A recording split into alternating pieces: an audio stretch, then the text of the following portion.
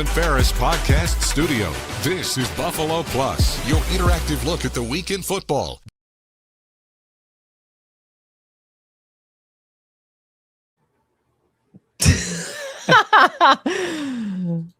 Okay, there we go. All right, hello and welcome back to the Buffalo Plus podcast. Mike Catalana, Dan Fates will be joining us in a little bit. I am Jenna Cottrell. It is night number 2 of the draft.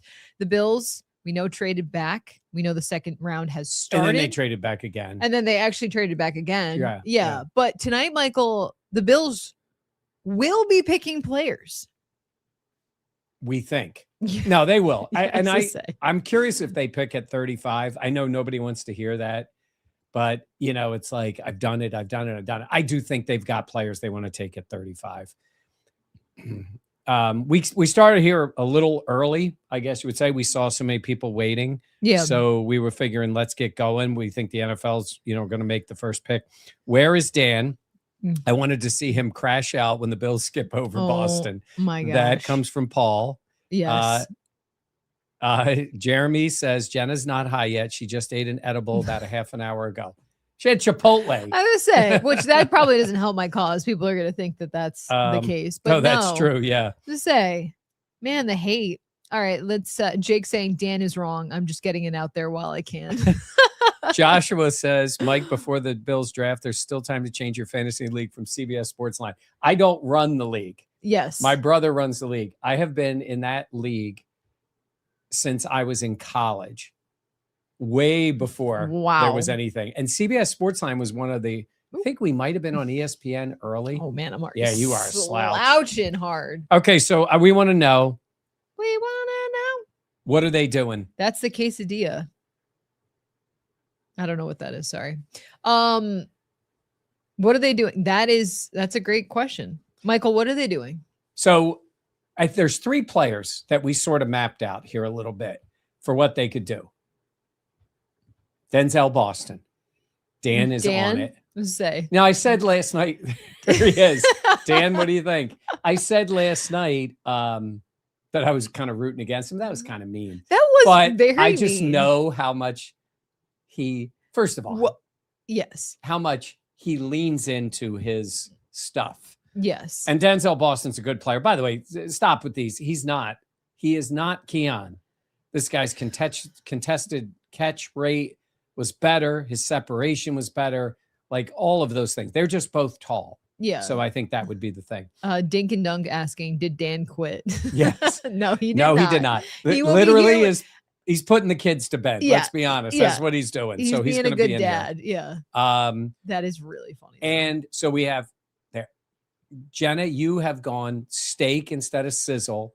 Which I have an analogy for that if they end up doing it. Well, you can say it now. Okay, so yeah, I don't really think people are like, all right, how do we say this?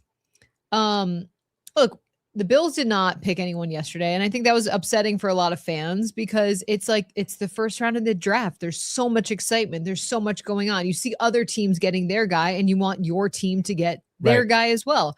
And so for the Bills, I just look at pick number 35. I could see them going for the defensive tackle that I've talked about a lot, Caden McDonald out of Ohio State. And it's kind of ironic because his last name is McDonald. But to me, Caden McDonald is like the chicken breast, brown rice, and broccoli. Like you don't want to eat that, but that's going to get you to where you want to go. And is it as satisfying as a burger and fries or wings or spaghetti and meatballs? Absolutely not. But again, for the Bills and what they need for this defense, I think it's a great place to start. And you can build off of that. And Jim Leonard, he's going to be retooling the defense. It will look different under him, and you need to give him the tools to succeed to do that. So a little bit different. And we had Chipotle for dinner, so it's funny that we're saying this, but I do think for the Bills, it's like you can build off of that. Is it sexy? No, but you can do a lot of the fundamental work that is necessary to fix the defense. So young McDonald had a farm. Here. That's what you started to do. Deshaun Stribling, the Ole Miss wide receiver, goes to the 49ers. That's their first pick in the draft. Okay. That's so we have a pick. Adam Schefter, who, insider, still hoping and trying to trade Brandon Ayuk. That's going to be wild. That man gave up crazy money. Yeah. I'm interested to see how that will all go. Yeah. Okay, so the So there's 49ers have made their one pick ahead of the Bills. So that means, the Bills are. Yeah, the Cardinals are on. Oh, their pick is in already. So they weren't waiting. Okay, that's interesting. So let's see where the Cardinals go. And then all of a sudden, here the Bills are going to be on the clock. So I don't think they were in on Stribling if they were a receiver. I didn't hear that. I did not hear that either. That could have been the case. Then they would have, passed on him. Mm-hmm. Let's see what the Cardinals pick. And then Cardinals have selected Texas A&M guard Chase Basantis. Okay, offensive guard. So all right, the Bills you got Denzel Boston out there. You have Caden McDonald. You have another edge guy. I was gonna say you have safety Emmanuel McNeil-Warren. You have in terms of edge, you have Cassius Howell. You have TJ Parker. Yeah. You have a lot of options. So honestly, Michael, do you think they do trade back? They could. They could. But we'll see. Yeah. Okay, let's see what they end Jacob Rodriguez, another linebacker. CJ Allen has been very popular as well. I could see the Bills going after a linebacker. So they don't pick again until 66. 66, which is the second pick of the third round. If they choose here. So so that's when a guard. See, now we're in that position where there are other players who are the other positions. Which there's that line of first round to second round. Yeah. It's a 4-year contract, not with the protected fifth for the team. Yeah. So it's different. How are people feeling? I see Nate saying trade back. Jeremy saying we need more memes of Dan laying in the fetal position. Well, Denzel Boston is still out there. So we will see what the Bills do if they pick him or not. But Buffalo is. By the way, in case you want to know, Chase Basantis has 32-inch arms. Jeez. Yeah. Okay. Let's see. Helping ease concerns about his lack of ideal length. So I guess that was a big deal for when he was being picked, but he's a guard. So okay, let's see. I don't think either guy that was picked would have been for the Bills. Like I said, I don't think they would have picked a guard, and I don't know if that was the case. Steve saying get a pass rusher. Yeah. I mean, there's a lot of ways they can go. They probably are on the phone now. The Cardinals pick came in super fast when they made their pick. I mean, the Cardinals knew exactly what they wanted to do. Are you seeing anything in terms of the broadcast of it saying? No, right now they're showing the Cardinals clapping. They've made their pick. Obviously, we know who it is. Hey, listen, you're on with us. There are people who get you get the picks from somebody in the league or somebody from a team. If you don't want that, you stay off of social media. The broadcasts aren't going to show it. But if you're with us, you're going to hear them, because as soon as we hear, we will let everybody know. Yes. Okay. I mean, this is exciting. We waited so long for yesterday, and now I feel like I'm like, oh my gosh, they're already picking. I like Jacob Rodriguez a lot. Talked to him at the combine. I just like his makeup. I think it's an important position. I do think they're getting somebody for Jim Leonard. That would be my thought, but it could be a wide receiver. I hear all of that. I just think what they've done for Johnny says trade back. Oh, pick his in for the Bills. Okay, pick his in for the Bills. The Bills are on the clock. TJ Parker. Okay, edge guy. TJ Parker to the Bills. Our friend Mike Giardi, the first one. Wow, Mike Giardi. That's awesome. So they went edge. Okay. And we can get into his profile and what we see from him. Yeah, okay, so I like look, in general, I think it's certainly a position of need. Okay. So let's see about TJ Parker. He's just under 6'4", 263. In case you are concerned, his arm length is 33 1/8. He is projected in most places as a round 2 guy. One scouting director told NFL.com that he had better numbers in 24, and he also just played better. Saw more attention in 25, didn't respond as well. Okay. So did have 11 sacks, 19.5 tackles for loss, and 6 forced fumbles in 2024. Interesting. So that is a productive player. Yeah. At Clemson. Yeah, Clemson guy, 6'4", like you said, 263. Stats in 2025 did take a dip. 5 sacks, 37 tackles, 18 of those solo. In terms of honors, he was second team All-ACC in 2024. He did have a knee surgery in 2023. And then 2024, there were reports he came into the season out of shape. So that's something to note. Yeah. In terms of little tidbits, put on tape from, and this is from NFL Draft Buzz, put on tape from 2024, and you see a defender who bends the game to his will. That season, the ball production speaks for itself. 6 forced fumbles in a single year. Yeah. Weaknesses, powerful edge rush defender with NFL length, whose 2025 tape might be closer to his pro projection than the gaudy numbers of 2024. Now that's interesting. I sometimes look at production in different years, and some things have changed. Mm-hmm. He did not transfer, right? He was at Clemson for both those years in 24 and 25, because sometimes we see these players who transfer, get in a different system. It's a little harder to gauge them. Sometimes they get a big bump or they go backwards a little bit. Yeah. You know, there are some questions. I will say this. It's not great to see production drop with a team, but it's also nice to see a player who has put up that kind of production. Yeah. And it's in him. So you're looking for him to match what he did, obviously, as he moves on to the NFL. Yeah. In terms of Lance Zierlein's evaluation, Parker's handwork is above average in both phases, strikes early to set firm edges, then sheds quickly to finish off tackles. His rush production will be muted until he expands his approach, but improvement is likely. Parker profiles as an average to above average starter. So remember, second round, early on pick. But that just in terms of what it's saying on the Lance Zierlein things. Strengths posted 11 sacks, 19 and a half tackles for loss, and 6 forced fumbles in 2024. Great upper body strength, effective use of hands, long arms, drives and steers blockers out of his way. Weaknesses, lack of firm pop and first contact, below average pursuit speed, slow to reset secondary effort when bull rush stalls, needs to diversify his rush tools and menu. I'm going to be honest with you. I did not. So I know that we did a lot of draft prep and going through, I would kind of star players that I thought the Bills would be interested in. I did not star TJ Parker. And I think to me, it was more so the out of shape in 2024 or 25.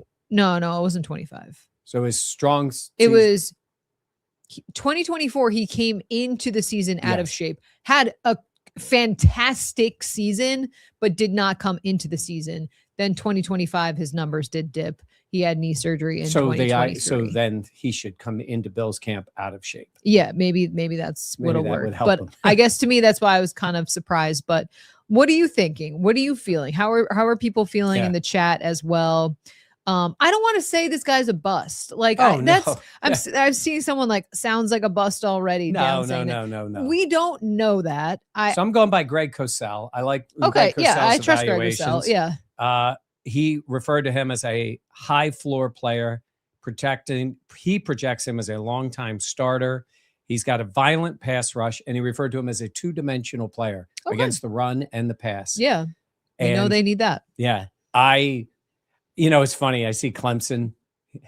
I think Shaq Lawson. Yes. I always think about Shaq. Yeah. Rex drafted Shaq. Yes, he did. And Shaq didn't fit Rex's defense. I told this story before. Yeah. Because we think Rex just liked him because he went to Clemson. Yes. That would have been a Rex decision. That definitely would have been a Rex decision. Yeah. So, in terms of the outlook, this is what I'm seeing in the profile. He's got the size. I have seen comps to Bradley Chubb. Physical comps to him. Yeah. So there's a guy who is in this defense. Yeah.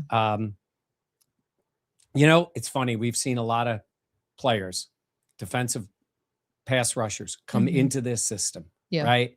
And you've seen Greg Rousseau, very young, try to develop, has become a consistently good player, but not excel to great. At Boogie Basham, it did not work at all. You have had, in terms of players they have drafted on the edge, AJ Epinesa, who plays inside but plays on the outside. Yeah. They had solid, a lot of solid players. I don't Boogie think Basham. Yes. I don't think Parker is that's why I really like Malachi Lawrence. Yeah. I think Who he was is picked last night. Yes, I think he is a more dynamic pass rusher. Yeah. I really liked Keldrick Falk too. I was Yes. very upset that his physical traits he would have been are- on the clock if the Bills were to not trade back yesterday. That was the one guy that I was like, dang, I really liked him and his skill set.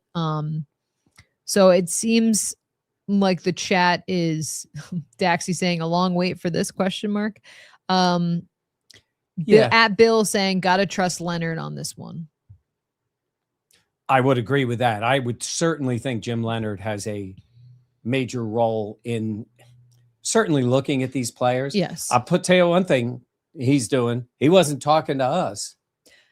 It's so funny for how much we have heard from Bean and Brady, and even to a little extent Josh, just with him talking this last week. We have not heard. We were introduced to Jim Leonard, and then we really have not heard a peep since then. Which Jim Leonard, I feel like, is very happy about that. He's not a guy that I think wants that. I also think if it was purposeful, because we know the scheme in general, but you answer enough questions, eventually you're going to let out some stuff. Yeah. In terms of what you want. Agreed. And so yep. I'm very hopeful of Jim Leonard and coming in, what he can do for the defense. Yeah. But somewhere you would have to think that this had heavy Jim Leonard influence. Funky Gibbon says welfare check on Dan. Oh, have we heard from Dan? We have not. Text? We have not heard from Dan. Yes, he's right now. He is putting one to bed. The other one is crying, and the other one is telling him she needs water. Yes, that's probably fair. That's usually what will Taylor happen. is probably asleep. Yes, because she's a little angel baby. Yes. It's my goddaughter, so I'm incredibly biased. Ryan's probably saying something funny, and then Shane probably just wants to spend time with Dad. Look at that. That's totally fair. David says, I'd rather have picked Rodriguez, but I still like the pick. I just like Jacob Rodriguez. I do too. I wonder, I could see, I mean, look, the Bills have a ton of ammo. I could definitely see them trying to double dip and trying to get back up into the second round or do something later in the third round as well. They are scheduled to have that next pick at number 66 coming up in the third round, essentially the beginning of the third round. But yeah, I do feel like with how much value we've heard and how much capital they have, I think it gives them a position to be in to trade up if there's a guy that they really like. Texans got our dude McDonald at Rev saying that actually makes me kind of sad because I really liked him. Let me tell you something. That dude has got beasts on the outside. By the way, yes, I had a Caden McDonald. The pick after is Caden McDonald. That's who Jenna wanted. It's who I wanted.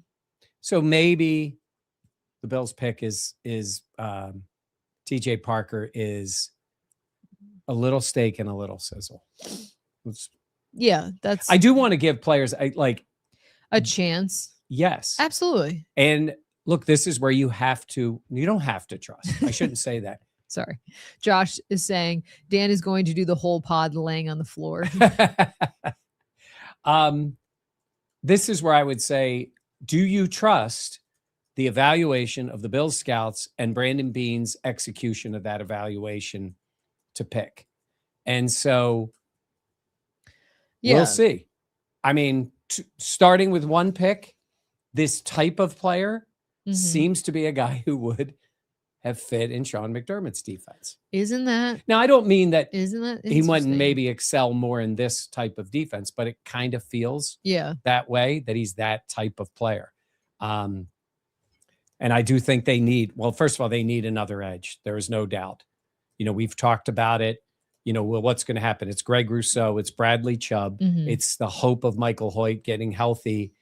You'll see what you have with Javon Solomon, but they spent obviously they've spent, when they've gotten out of the first round, they went way back because they took their own pick in the second round. I think it was with AJ.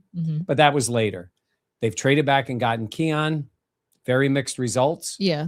But then later in the third, what? They ended up getting their safety. Oh, okay. What we yeah. Well, no, I was to say Cole Bishop was a second rounder. Yes. Later. 2 years ago, Cole Bishop was a second rounder. Later in the draft. Later in the second round. In the second round. I'm sorry, you're Yes. right. Not in the third round. Yeah. Yeah. Second round, they got Cole Bishop. This case, they're in the early third round. Not that Yes. far off. They're the second pick of the third round. Right. So, yes. That's why I'm saying I wonder if Bean will package up picks and move up once again and dip back into the second round, because we have seen him do that like he did in the draft where he took Keon Coleman and Cole Bishop a couple years because ago. he did add, a substantial in numbers picks. Yes. And I would think that he might want to use those in this sweet spot. They've got the 2 and the 4th. So let's see what they end up doing. But for today, right now, they're not scheduled until 44. Yes. That's the one thing about these 2 rounds is there's, I think, a little bit more dramatic movement sometimes where you will see a team move up 15 spots. Yeah. Going from, early third to back into the second type of thing. So yeah. No, that's very fair. Yeah. I jumped on the Zoom for TJ Parker. Okay. So I'm going to change over to my phone so I can still have this. And then I might put my computer where you're recording the Zoom. Yes. Yeah, that's annoying. It's annoying. How does TJ Parker have a second round rating?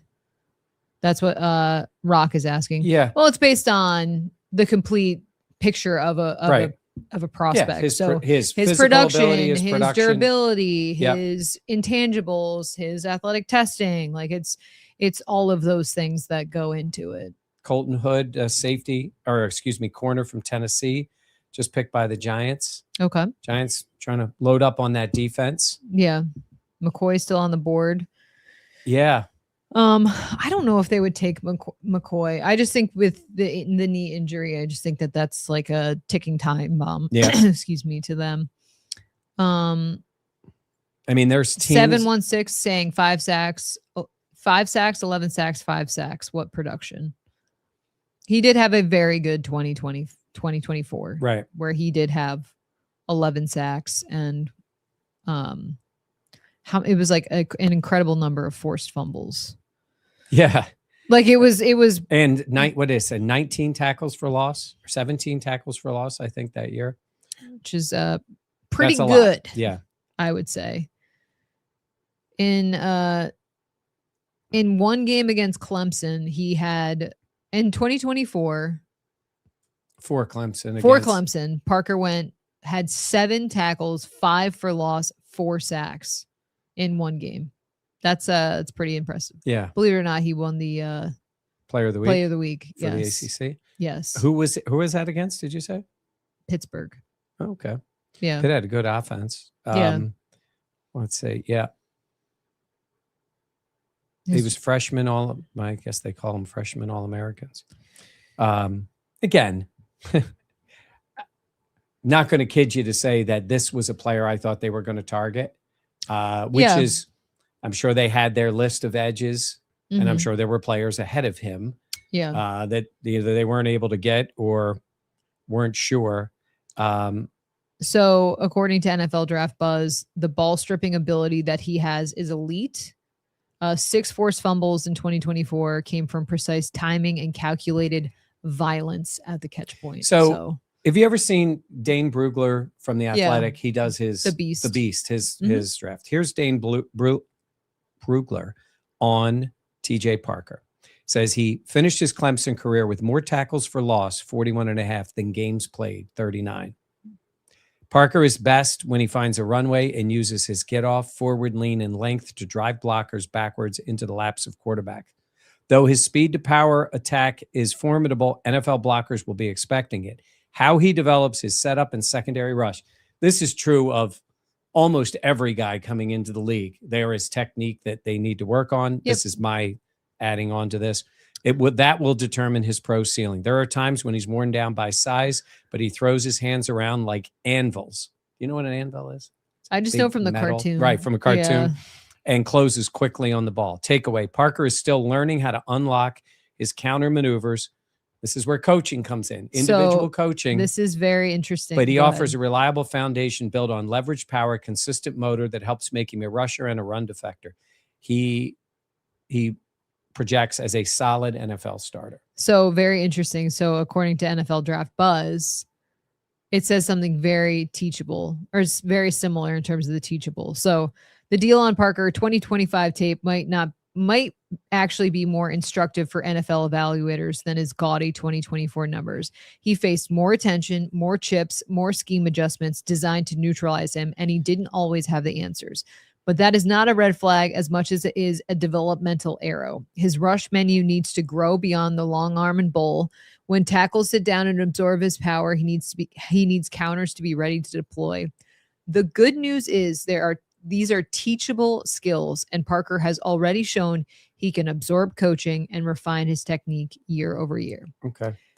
Interesting note, though, the next sentence says, the fit here is a 4-3 front that will let him pin his ears back on third down while trusting him to hold up against the run on early downs.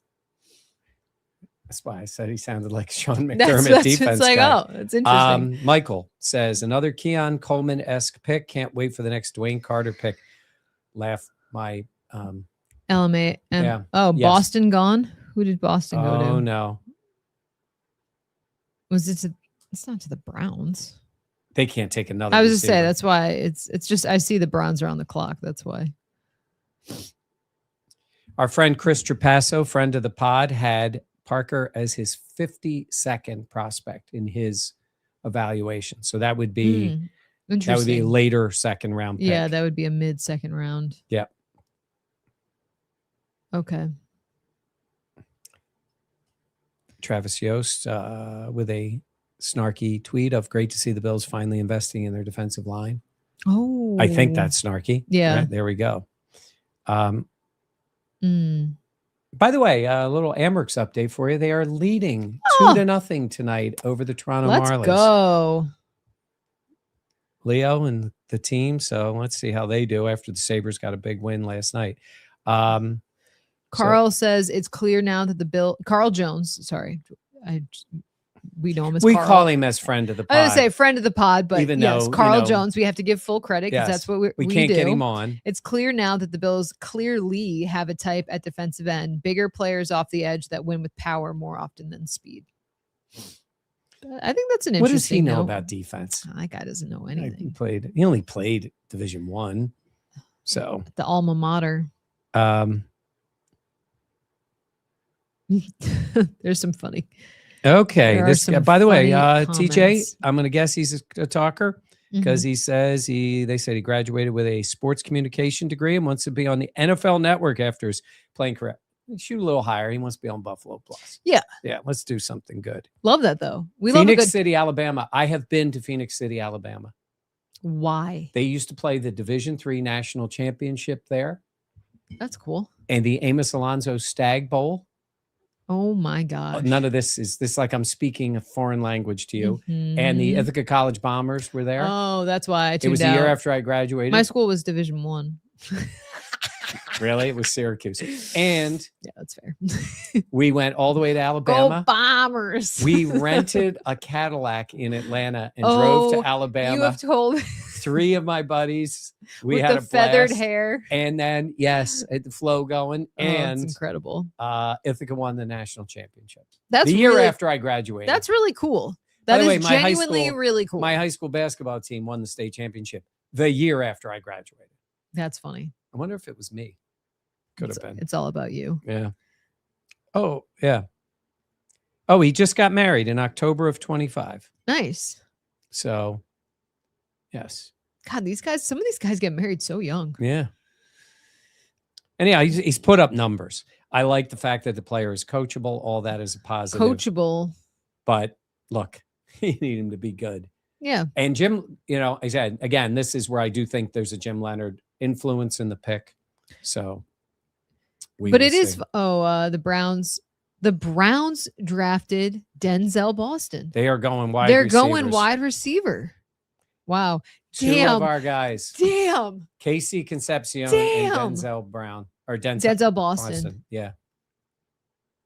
Wow. Because the Sabres were playing Boston, were the Bills not allowed to draft a guy named Boston? Maybe that's what it is. You just can't have a. Honestly, I didn't think you could have a Brady in Buffalo though, Yeah. but they obviously bumped that trend. Yeah. Oh, I have no idea what the Browns are doing. well, it's usually like an evergreen. They've drafted 2 receivers. The Well, Jets drafting a tight end. Yeah. Like, Dan was saying, I think I'd rather have Zion Young as an edge. Yeah. as an edge guy. I do understand that.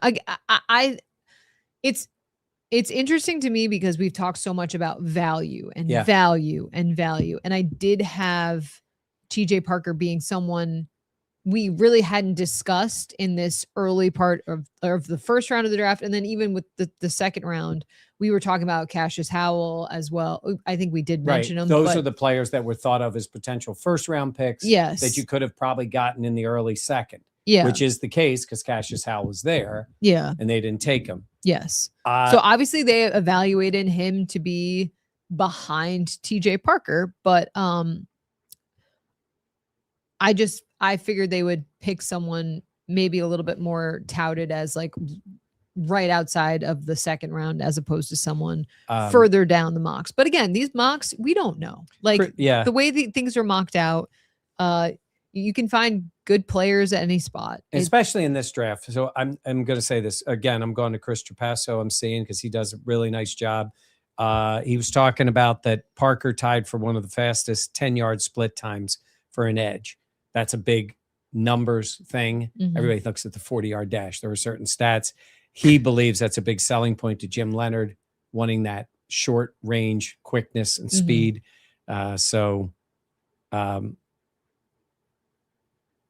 Interesting.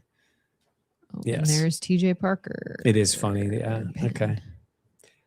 Okay. I'm going to record this. Yeah. It's funny. Thinking in terms of these, the Browns taking these receivers, it is I'm going to put this outside. So yes, it is a receiver heavy draft. So, they're going to get their receivers set and you could also turn it down. No, it does. It records internally. Tech wizard Jenna Cottrell. It's not my thing. That is very funny. Not my Yeah. favorite. Okay. Yeah. We are recording. Just want to make sure. Yep. Okay. So while we're doing this, I'm also gonna zoom in on this thing here. So TJ Parker is the pick. If you're just joining us, you probably know this already from the Bills. I will say this. I'm reserving judgment because it is, like we said, based on where the Bills were picking, I didn't see him as a first-round pick, and I did not see him as an early second. I thought of him possibly would have been late second, and they didn't have a pick there. They didn't have anything till late third. Yes. So the fact that they traded back and ended up taking a player that at least perception-wise would have been a later pick is surprising. But listen, if they don't trust their own evaluation of these players, then they can't make the picks. And there's a reason for you guys to doubt it. Somebody said, oh, that Keon, and next thing you know, they're going to be getting a Dwayne Carter. They've earned that at some times. I will say this. We looked at it. Brandon Beane's strength in the draft has been, second round has been pretty good. Yeah. Not Keon. Not Keon, but it's still, James Cook, Cole Bishop, Osiris Torrance. Yes, that is hitting second round. Yeah, I think they're home runs. It has been a sweet spot for this team. And we're big on Bishop now too. It was what the way he developed and looked a lot better. And obviously, what that James Cook has done, the all-pro player. And then you add in the fact that Osiris Torrance plays every down. Yeah, the Bengals are taking Cassius Howell. So defense again. So now they have their that'll help. That'll help that defense because they lost Hawkinson. Yeah. So now they bring in, again, you've heard me say it, and I'll say it about other teams. You address needs. You don't necessarily fill them. Dan, so, the ghost of Dan is probably. Yeah. He said, he's like, I never thought I'd be jealous of the Cleveland Browns. So that's a good line. It's very, That's so Dan. That really is. Yeah. Yeah. Yeah, you're right. The second round has been a sweet spot for this team. We'll hear more from what TJ Parker has to say. He's talking with the media over Zoom right now. Yep. But I think it makes sense for the Bills to have addressed the edge. We know it's a point of that has been a point of emphasis for a long time for this franchise. And yeah, I mean, look, you brought in Jim Leonard. You need to give him, he's retooling the defense or rebuilding it, or not even rebuilding it, revamping it. You need to give him the tools to succeed. So I would imagine he had some pretty heavy input into what he wanted from this first pick and what he still wants ahead, as you have, plenty more picks available. But Michael says, can we please stop the Keon bashing? Remember you guys said Cole was a bust and we should trade him for something last year. I never said they're going to trade him last year to trade Cole Bishop. Yeah. Cole Bishop is a hard worker, shows up and has done his job and got better and better when he got a secondary player. And in this case, Jordan Poyer, a veteran. Cole took off, yes, I think, and showed the ability, even got off to a rough start. Injuries his first year kept him out. Keon's issues are on the field, showing up for his job. The team demoted him to inactive, sat him down for a number of games, had to discipline him. So don't compare the two. Cole Bishop was off to a slow start. They needed him to play right away, which is why I kind of like the idea of looking at a safety this year. Yeah. While you have a safety, a veteran safety that's playing with Cole, they're not the same thing. Nobody was talking about trading Cole Bishop in year number 2. Trading Cole Bishop? Yeah, no. That's some crazy talk. Number 42, the Saints have selected Georgia defensive tackle Christian Miller. Yep. That is someone I thought the Bills could have been interested in as well, but obviously. Yeah. I mean, again, it's tough to judge because a lot of defense. We are now, what are we, 9 picks into the second round? Again, when we were looking at the Bills, you would have thought the trade back, if they did into the second round, would have been about where they ended up, right? We were thinking, 33, 30, depending on who made the deal. They ended up going to 35 or 30. Yeah, 35. So we're in this spot. Now, I think Brandon Beane, as you mentioned it, does have the ammunition if he wants to move up. I agree. Yeah.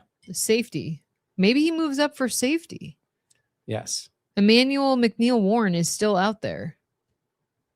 That I could definitely see it being a position. And like you talked about, how it'd be fantastic to address the need this year. That way you give a younger player the time to develop. And we talk about CJ Gardner-Johnson and his tenacity, his edge, but there also is a volatility involved in him and his personality. And so having someone that you could draft and develop behind him, knowing it is a 1-year deal anyways, and it might be less than 1 year, depending on how things go in terms of the personality side of stuff. I don't know, that maybe I could see the Bills moving up in that way, just to address another position that is very important to this defense. TJ Parker was at the Senior Bowl. The Bills are big on the Senior Bowl. Yes, they do. And he said in his news conference tonight that he talked with the Bills at the Senior Bowl, and they told him then they loved his tape. He believes the Bills have a great culture, which they have had. So yeah, in terms of where he would, end up playing. So they made, those are important connections. I do think a lot of times Senior Bowl is way underrated for fans. Like you see combine, but almost everybody's at the combine and they do some working out. Senior Bowl is some real football. There is drills, there is competition, and a lot of teams, and you end up with pro coaches on the field with the top players running them through football. Way more hands-on ability there. Yeah. JFSK saying CJ Allen next, please. Yeah, you want to get the linebacker? Honestly, I do love that. Okay, let me ask you this in the chat. I want to know, do the Bills move up now? in this next? Yeah. Do they move up? What do you think? What Well, do you Bobby think? says Bean needs to be fired immediately. Okay. Bobby's having a tough night. Yeah. It's okay. Have a White Claw. Take a lap. Yes. No, I'm kidding. I mean, there was an interesting. So Josh asked this question, which shout out Josh Martin. I feel like he always has some good questions or funny little tidbits. But what does this pick say about Hoyt and the other edges outside of the friend of the pod, Greg Rousseau? That's interesting because, first of all, you need pass rushers. And, here's a good example. Like Greg Rousseau on his contract. Now you bring in a rookie, right? Mm-hmm. And on the other side, you have a player Bradley Chubb, who's been around. 2 years from now, I'm not saying this guy isn't going to play. We talk about this all the time. Pass rushers, defensive linemen, corners, get on the field. Wide receivers, you use multiple of them. Not like, okay, you use 5 offensive linemen. This is the point I make all the time. You want those 5 to play every snap in every game. Yeah. That's what you want. Constant rotation of, sometimes I'll hear fans and they'll say, the Bills, they rotate in their D-line. Yeah, everybody does. Yes. There's very few players. There's only the few elite and that play the 80% of the snaps. Mm-hmm. So this kid comes in, TJ Parker, if he can play, he is going to get on the field right away. Mm-hmm. And I get what you're saying is okay, they don't have a ton invested in Michael Hoyt. He's in the second year. Is it 3 year? I'll have to look that up. Oh, I mean, I know it's not it was more than I was expecting, but did you mention Goosey here says go get McNeil Warren? No, I love that kid. We saw him at the combine. Yeah. He is every bit of 6'4", and he's not Imanuri. Imanuri is just 3-year contract big. with 3-year contract. All right, so Hoyt is in year 2. Let's see how he responds. Like I got joked about. I tweeted the other day. Sometimes people don't get my sense of humor. Well, you gave it a little.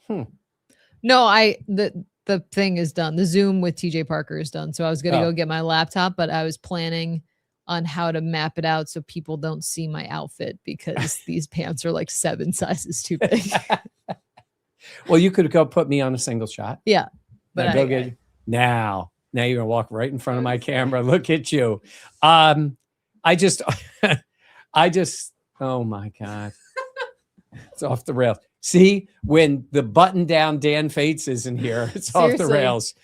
No, I say no one ever says, oh man, you know what our problem on our team is? We have too many pass rushers and we have too many corners who can cover. So I'm telling you. Oh, the Dolphins look like they just took Rodriguez. Yeah. That would make me so sad.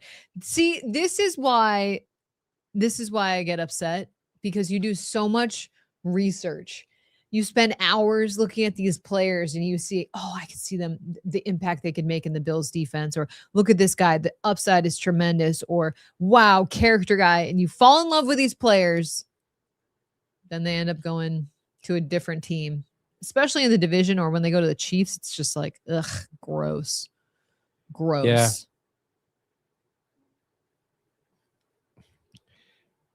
This is Tooch says, no, we don't, Mike. We don't have any at that high level. I'm not saying they have high level in terms of those positions, especially pass rusher. I'm saying is if your biggest issue is if TJ Parker can play, he's going to play ahead of Michael Hoyt. He's going to push Bradley Chubb off the field. Like that's what you want, right? You want that guy to come in where you go, Greg Rousseau's in another year in his deal. And then you start looking, you go, do we move on from it? I'm not saying they're trading Greg Rousseau, but friend of the I get pod. the example. Yeah, you want the guy to be really good. So Christian Benford came in as a 6th round pick as a corner and basically pushed Kyrie Elam right to the bench. First round draft and then, pick. As a player they've paid. So yeah. Why did they pass on Caden McDonald? I don't know. He was picked right after by the Texans. Yeah. They obviously valued edge in the play of TJ Parker over Caden McDonald, but yeah. So Todd Cowboys- is saying, Jenna, stop spending time. You're reading analysis from people whose opinions on players do not mean anything. The only thing that matters is what teams think of the players. I totally understand that. I am also just giving people out there a kind of an analysis of the upside of this guy as well as the weaknesses, and to give a more round out picture of the player that the Bills drafted. Yeah. And if you don't like what Greg Cosell, who is a very respected guy who the Bills had on their channel, if you don't like his opinion, that's fine. We know what the Bills think of they obviously TJ Parker. They drafted him. obviously really like him. Yes. You know? But it's I will tell you this. Most of the reviews of Keon Coleman were not positive, and they were needs to play in the slot. He is not an X receiver. Limited route tree. Right. All those things that have somewhat to this point come to fruition. I'm telling you is we're just telling you, because I would not have made that pick, but I don't know enough about this individual guy. Yes. They interviewed him at the Senior Bowl. Brandon Beane's putting his name on it. Jim Leonard is putting his name on it. The scouts are putting their names on it. And you're telling people what they see. So, or what people have said about him. So, oh my God. Yeah. Adam Schefter again tweeting, they have no plans to trade. The Giants have no plans to trade Kayvon Thibodeau. Yeah, Thibodeau. Okay. I saw a thing Jordan Schultz tweeted out earlier that there is interest in. Of course there is. Which And again, it's like, yes, him. water is wet. Yes. It's like, oh, and the Eagles jumped ahead to pick up Mekhi Lemon. Probably going to trade AJ Brown. That's just reading the tea leaves. Derek Moore from Michigan. We talked about him on our pod. He was one of my edge rushers that I thought could be potential for them. At number 44 goes to the Lions. So he's a Michigan guy staying in Michigan, going to the Lions, who traded up from that was the Jets pick. Right? Yeah. Okay. And gave up 50 and 128. Nice. So that's pretty, I mean, that's cool for a Michigan guy to stay in Michigan. I do like that. Okay. Derek Moore. Going to the Lions. Yeah. We're now in that part of the draft where it's like, all right, you're just itching for the Bills to get back on the clock, because I mean, we still got there at what pick 45. 45 now. So we got 20. I don't do math, picks. But yeah, we got some time. 45 is 21 more picks. And you don't do math? No, my phone does for me. Yes. The calculator app. No, I'm just not good at math on the fly. 22 picks away, Josh says. Thank you, Josh. How to Cube asking, and you think we'll trade up? I'm just saying there's a lot of players that we have talked about that the Bills could have been interested in. Some of those being guys that have already been picked, like the Jacob Rodriguez's, but guys we've talked about, CJ Allen, another linebacker, is still out there. Right. You have Emmanuel McNeil-Warren, AJ Halsey, another safety that I think the Bills could be interested in too. So if there's a player that's sticking out, you always say that we saw this guy sticking out on our board and we had to go out and get him. And if the Bills are that inclined, you can package up the picks, and you have a lot of picks that the Bills can do that with. Oh, no, he hasn't been. Oh, picked. He hasn't been picked. No, I thought you were saying that's who I would like to wide see. Receiver. Wide receiver. Wide I would like receiver. To see him make a play for him. I think that guy is going to be a really good pro. Mm-hmm. And I do too. He's coming off an injury. So Josiah Trotter. Yes. Reverend Richard linebacker. saying. Yep. Really liked him. Family lineage. Yeah. His a baller. father played for the Eagles. His brother plays for the Eagles. This player, Trotter, been mocked almost extensively in the second round. Like that's where he thinks he is. He's a physical player. Again, they're going to have a type they really want to play that spot on the inside. Bigger, stronger player. Yeah. Lady saying Josiah Trotter, Bell, Orange, Hurst, Ted Hurst, another wide receiver. Avion Terrell, Clemson corner, is also on the board. That was a guy that was mocked to some people in the first round. Yeah. People had the Bills taking him in the first round. That is interesting. Jamad McCoy. He's Who got takes the the knee. flyer on him, though? He's got the knee, though. Somebody's going to take the flyer on him. Yeah, I mean, they always do. Zion Young is an edge I like. I don't think they're taking another edge. I would be shocked if they did, but Zachariah Branch is the receiver from Georgia. Chris Brazzell. I don't know about sometimes the way Tennessee receivers play. They just freaking gun it down the field. Yeah. Gabe Jackus is an edge. That was the guy the Bills met with him. He was like you said, CJ Allen. I do like McNeil Warren. We'll see. I like McNeil Warren. In terms of taking, Chris Brazzell, yes, but 62 receptions for essentially 1,100 yards, 9 touchdowns, first team All SEC. NFL comp is Christian Watson. Yes. The downfield Timothy says Chris Brazzell is so much better than Chris Bell. He might be. I don't see it that way. Chris Bell. Okay, so Chris Brazzell is 6'5", 200 pounds. Chris Bell is 6'2", 220. So just different body types. Yeah. Brazzell's fast. I mean, they're both fast. But... Chris Bell did have the ACL tear. Right. But Bell is not quite as like dynamic, but he's a big physical target. I like Brazzell better than Bell. You do. I do. Yeah. My one thing about Brazzell though is it's not exactly, he's not, they call it he's an inconsistent catch finisher, so that's a red flag. Philly Scoop says starting to think Bean hates wide receivers. You're just starting? No, I'm kidding. They have invested too much money in wide receivers, not enough in higher draft picks. That is Timothy saying we also have Landon Jackson coming back. I'm praying he has a season. Hey, look, they drafted him just this last season, had the knee injury. He looked like he was really trying to find his footing in the NFL. Yeah. That's a fair way to say it. And that could be just wide-eyed rookie comes in and then he gets hurt, which really obviously is impactful. And I'm very surprised that CJ Allen is still on the board, honestly. Like we'll see what the Ravens are on the clock right now, but I'm kind of surprised by that. So somebody just asked, and I'm going to get the name. The Ravens select Missouri defensive end Zion Young. Yeah. Ravens are having an off season. They really are. Now they've picked him. Who knows? They may give him a quick physical and say they don't like him. It's the way the Ravens operate. I just saw, I was just trying to. Okay. Rev Richard says Bean drafted Zay Jones. Zay Jones. He didn't draft Zay Jones.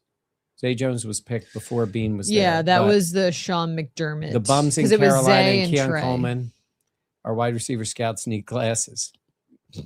As Jenna often says, this from John, make the job easier for the best quarterback with the least help. Yeah. Yeah, I agree. Somebody was asking, I'm sorry, I lost it. Who was asked about the Cowboys just made a trade, 5th round pick for a veteran player in the league. Could the Bills be doing anything like that? Yeah, there's the player edge, pass rushing linebacker, Jonathan Grenard, that the Bills had been had been thought to be interested in, but they made the Bradley Chubb move. Bucks have selected Josiah Trotter. Yeah.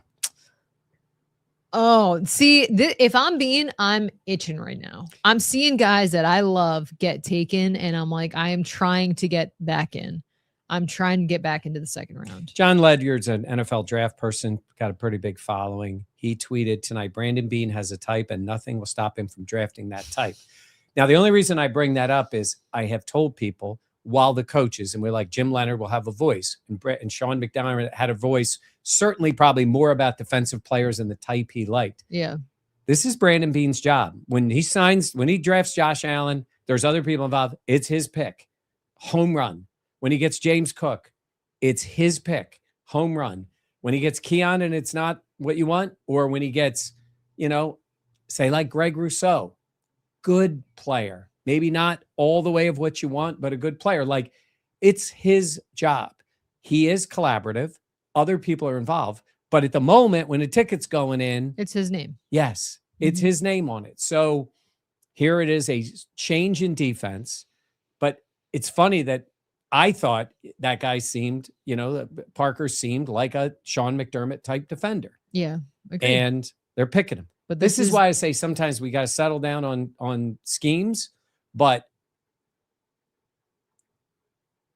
Yes, Von Miller can play as a stand-up linebacker. He can put his hand in the ground. He can play either way. He played for the Bills. Like, if you're a good player, the scheme matters, but not as much as you would think. So, Yeah. okay, Steelers trade up to 47. They're taking a quarterback here. Steelers. Yep. Who do you And- think it is? Is it? Oh, it's Howie's going to be mad. I think the Eagles could take a quarterback today. That's what I was telling Jenna. And it's, who did I tell you? Garrett Nuss. Nussmeier. Mhm. Yeah. His father was an NFL player or coach, was with the Eagles. This Nussmeier, the younger Nussmeier, has been around the program, and they like him as not just as a person, they like him as a player. And they have not been afraid to draft. They drafted Jalen Hurts as a backup when they had Carson Wentz, who they thought was their starter, and then eventually it changed. Dan is just questioning who makes the picks. Yeah. He was adding it with a little spice. Yes. Jacob Rodriguez to Miami. Ian Rappaport, who says Jacob Rodriguez from Texas Tech, a.k.a. every defensive coordinator's favorite player. Yes. Love that guy. Dude was not going to wow you with the athletic testing. He wasn't going to, he's just a football player, though. And you know what? Sometimes that's where I get a little frustrated, where it's like, oh, the value's not there. But it's this dude is a really good football player, though. And his wife is a Black Hawk helicopter pilot. That is the most badass thing ever. Yes. That's so cool. You're in the NFL now, and your wife has the cooler. I want to say about Jacob Rodriguez, the dude was a quarterback at Virginia on scholarship. Played in parts of 14 games or something, and then left, walked on at Texas A&M, and then became the best linebacker in the country and got votes for the Heisman. Got votes for the Heisman as a linebacker. Yeah. Yeah.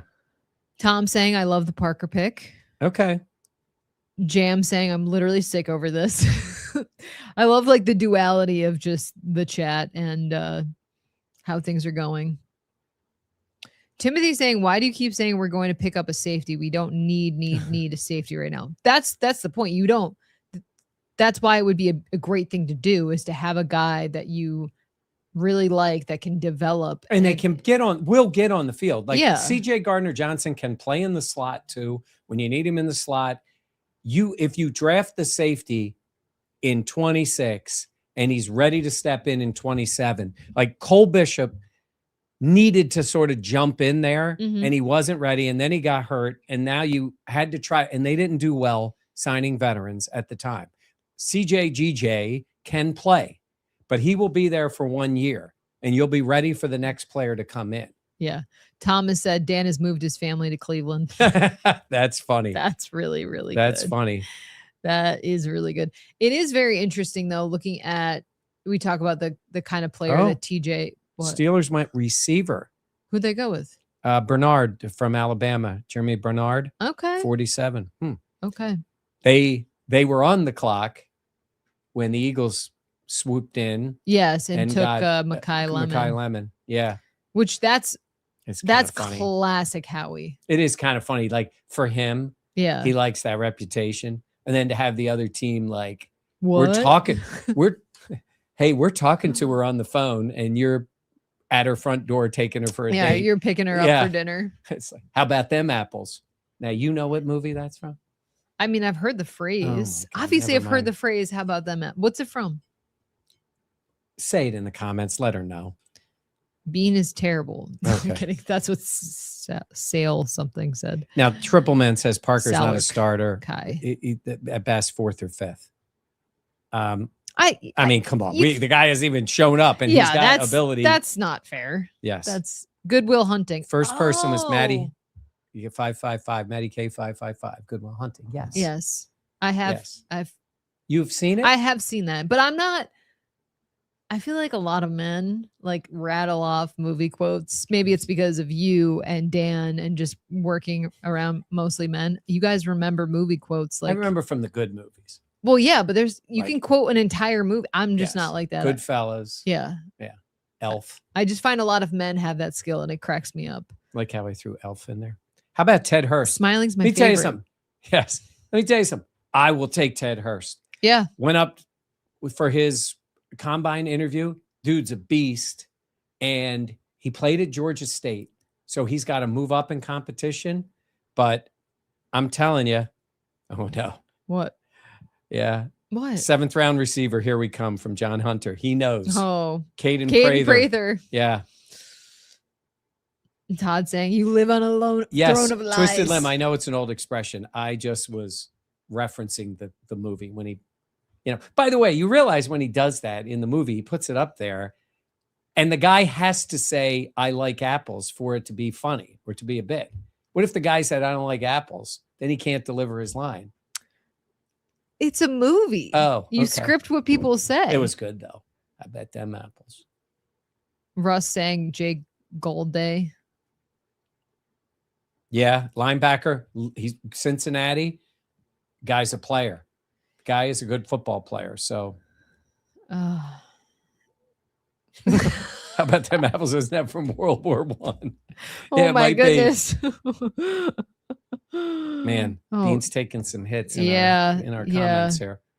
Yeah, that's very interesting. Still got third round. Yeah, pick so coming. they're scheduled to pick at 66, which is the second pick of the third round. So we'll see what the Bills end up doing with that, or if they move up, or what they end up doing with it.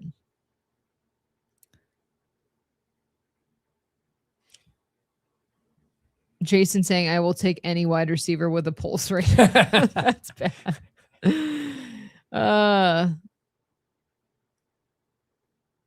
Okay. Yeah. Gregory says CBS graded B- on the Parker pick. Yeah. Yeah.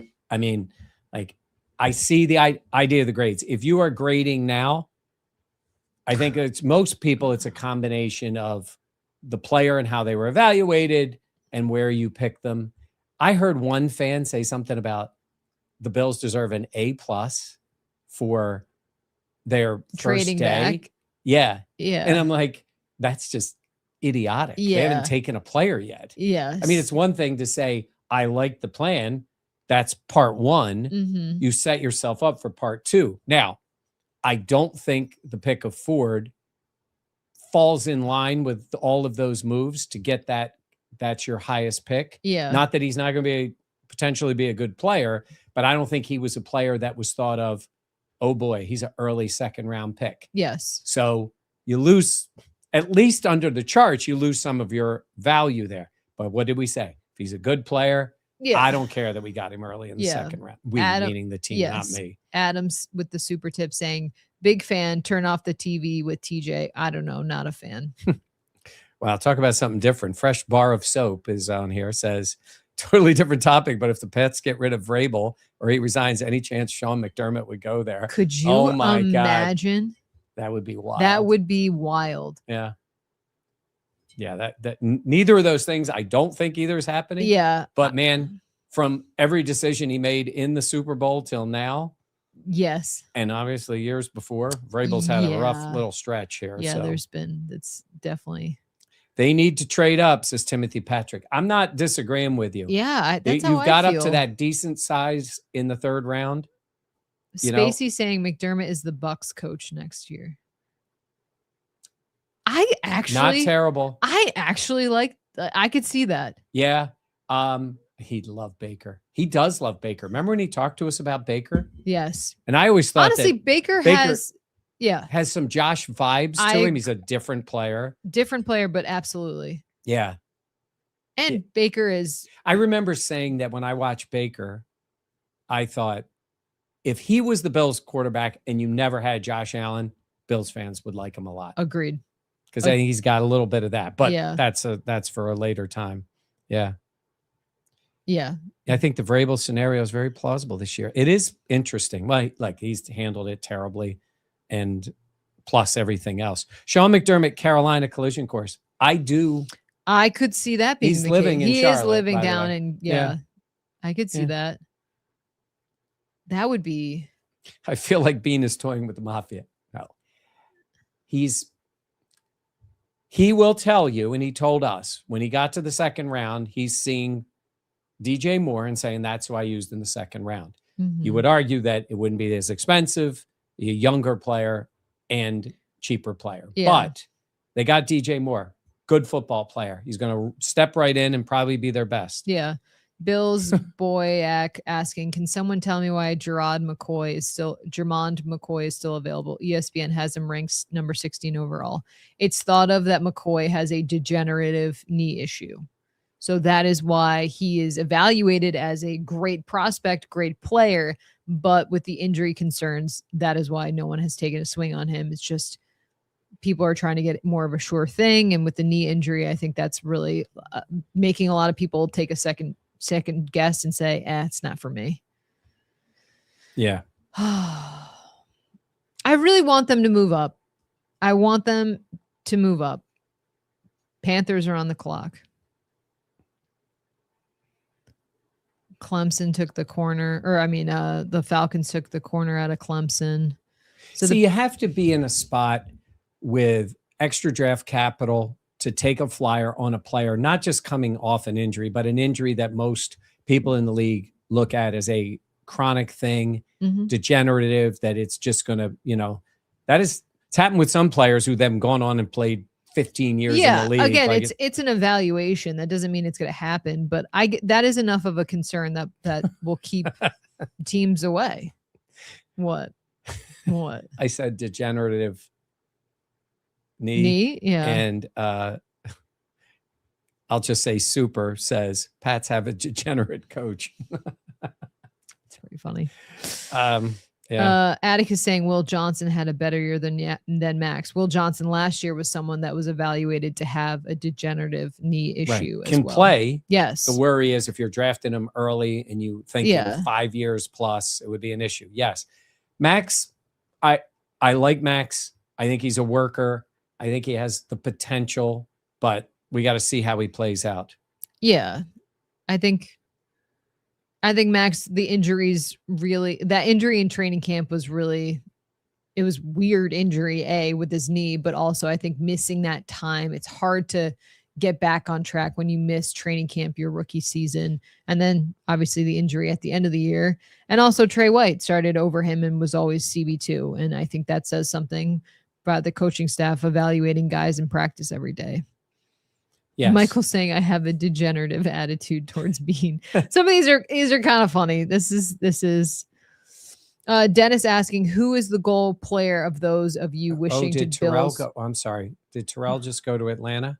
Because his brother is there. Yeah.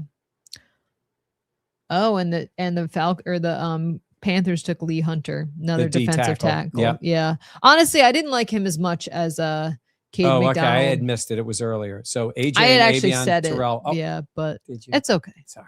Well, I didn't say his name specifically. I just said the corner out of Clemson going to the Falcons. So that's cool. That's fair. That is cool to play. Yeah. You and I had a moment like that in Dallas when we were with Tremaine. Yes. It's not quite the same, but because they're going to be teammates. Yeah. We were talking to Tremaine. This was when he was first drafted, and he stopped to look down when we were doing stuff with him. Yeah, we were doing an interview with him. And he wanted to watch because his brother got picked by the Steelers. Cool. That was awesome. Yeah. That was fun that trip was wild. That was really a fun draft. We're walking around with Josh Allen like he's a normal human being. Yeah. You helped him when he was, signing things. Oh yeah, with talked to him about wings. Yeah, I talked to him about wings. Yeah, I mean, let's not to have revisionist history, but when they first drafted Josh, I think everyone, myself included, was like, "Oh my God, they drafted the wrong Josh. Like they should have gone after Josh Rosen." But then immediately upon meeting Josh, when we interviewed him, I was like, I really liked him as a person. You can see why. He's a normal dude. And he and Tremaine in that little hallway. Two giants, enormous 6'5" men in this teeny hallway where you're like, oh my gosh. And another person who we met, we had a first impression with, we were like, wow, that was super nice. Saquon Barkley. Yeah, we were in a room. He was pick 3? 2. Crazy. And we're in this room waiting for Josh Allen to come in to be interviewed by Mike, which, by the way, Mike was the first local interview of Josh because of your seniority, Michael. But little inside baseball stuff. Josh sees me, goes, Buffalo Plus. Buffalo Plus wasn't even a thing. Oh, that's right. But he was like, he's it's an idea I had for you guys. No, he's not taking my idea. But Saquon had like a water bottle, and we're in this room as he's waiting to be interviewed. And he looks at Mike and I, he finished his water bottle. And he's like, is it okay if I leave this here?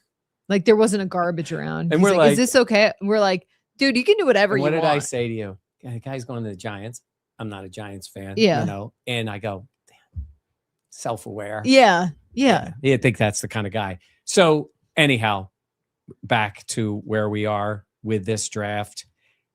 Llama Pajama asking, where was that draft? That draft was in Dallas. Yes. For the Tremaine Edmonds, Josh Allen draft. That was a fun draft. Nashville was really the best. Fun. Yeah. Pittsburgh, I got to give it to him. It looks like it's a ball. It does. And it seems like the weather's nice, which is always great. You love that. Nashville was really fun. That was when the Bills picked Ed Oliver, 9th overall. Cleveland sucked.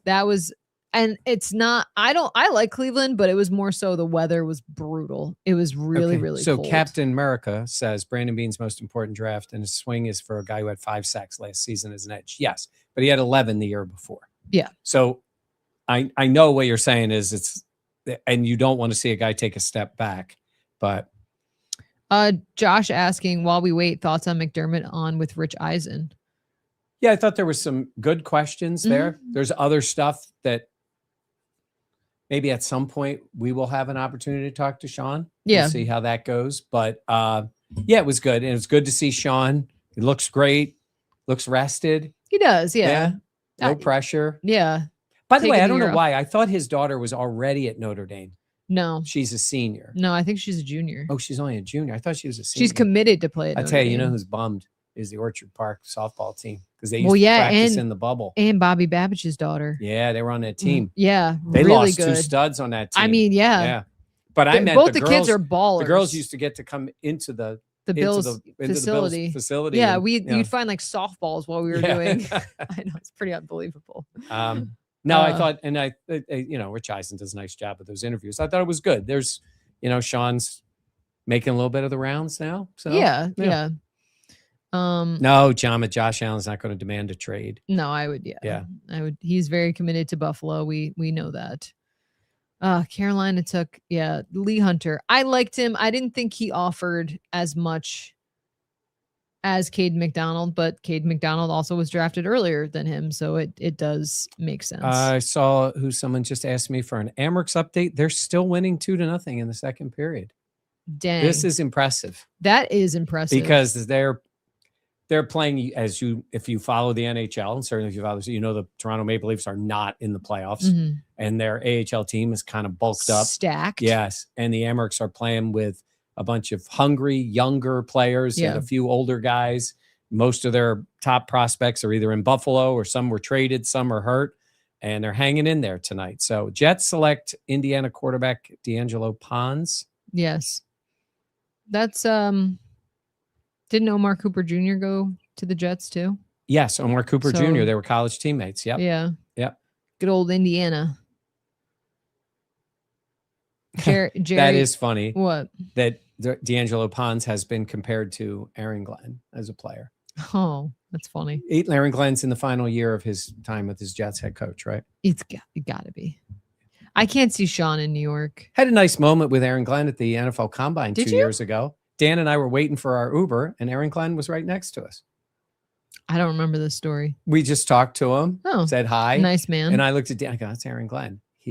He was not a head coach, but he knew him from Detroit. Yeah. He had been still Detroit's coordinator. Mm-hmm. And he hadn't become the Jets coach. That was 2 years ago. He hadn't become the Jets coach. So that's my big moment there, was at the Combine. That's I'm pretty kidding. cool. You run into people everywhere at the Combine, even waiting. We were all waiting for our Ubers. Yeah. But he's got a tough road there. Yeah, that's tough. It went really not great. So got to get everyone back on track. All right, pick number 51. The Minnesota Vikings are on the clock right now. Oh, and the pick is in. Okay, so we are waiting on hearing what Minnesota does. The Bills will be playing this year in Minnesota. Very excited for that game. Never been to that stadium. I want to check it out. Schleg says, go look up what McDermott's defense did for Josh Allen in the playoffs, over 30 points a game. Except for the early part of Josh's career when the defense really dominated, when the Bills beat Baltimore, beat the Colts. Mm-hmm. And then the New England game, obviously the offense was amazing, but the defense was great in that game. Yes. And in the Jacksonville game in the playoffs where they gave up points, but they came up with a stop at the end of the game to seal the game. Yeah. So numbers tell a story. There's no doubt. Yes. And the defense need to be better. But I think we've all seen that the defense needs Jim Leonard's going to need better players. They've gotten him one so far in the draft. Well, I think this plays into Jamma's comment. McDermott's defense was built by Bean in terms of like the actual personnel and the players on the field. Bean is responsible for building the roster and drafting prospects. Now, obviously, McDermott had input in that, but ultimately it was Bean's picks. And in the first year, it was McDermott Sean, got Trey White, Matt Milano, and Jordan Poyer and Micah Hyde. Yeah, which that has been and the Deion fabric Dawkins. that has been the fabric of the teams. Yes, for a long time. They got players too. Mm-hmm. Excellent, obviously Josh. Sorry. Matt Milano. I mean, Sam with a super tip. I can't Dawson believe Knox. McD is still doing this to us on day 2. That's a funny comment. Yeah. Yes. That is very funny. Well, somebody check on Josh Allen if he's crying anywhere right now. Oh my gosh. Somebody could be in trouble. You understand. Oh. Bills fans understand. Yeah. That. Yes. May's saying I never realized Bean is only 5'3". Brandon Bean is Not 5'3". 5'3". He's He is not 5. That's just I would say Brandon is 5. No, I would say 5'8". 5'8". Yeah. Yeah. I'm 6'4". Dan is 6'6". Dan looks so teeny next to Joe Brady. When he interviewed him at the combine. That's why I took Bean. I towered over him. Yeah, that was a tough look for Dan. Okay. Are you going to read Adam's comment? With the super tip, 1999. Dang, thank you, Adam. Big fan from Florida. Not Miami. LOL. I don't know why they saw TJ. We don't see this season as kind of rebuild. Big fan from Florida, not Miami, and LOL. I don't know what they saw in TJ. Oh, we don't I read see it this. wrong. I'm sorry. No, you didn't. But yes, I don't know. I'm assuming. I don't know what they saw in TJ. We don't see this season is kind of going to be a rebuild in some type of way. And do you think we are going to get Ted Hurst? No Super Bowl, maybe when Josh Allen retires. I can't give up on the fact that I still think they're going to make a Super Bowl. Hear me out. Okay. And we're in the trust tree right now. We're in the trust tree.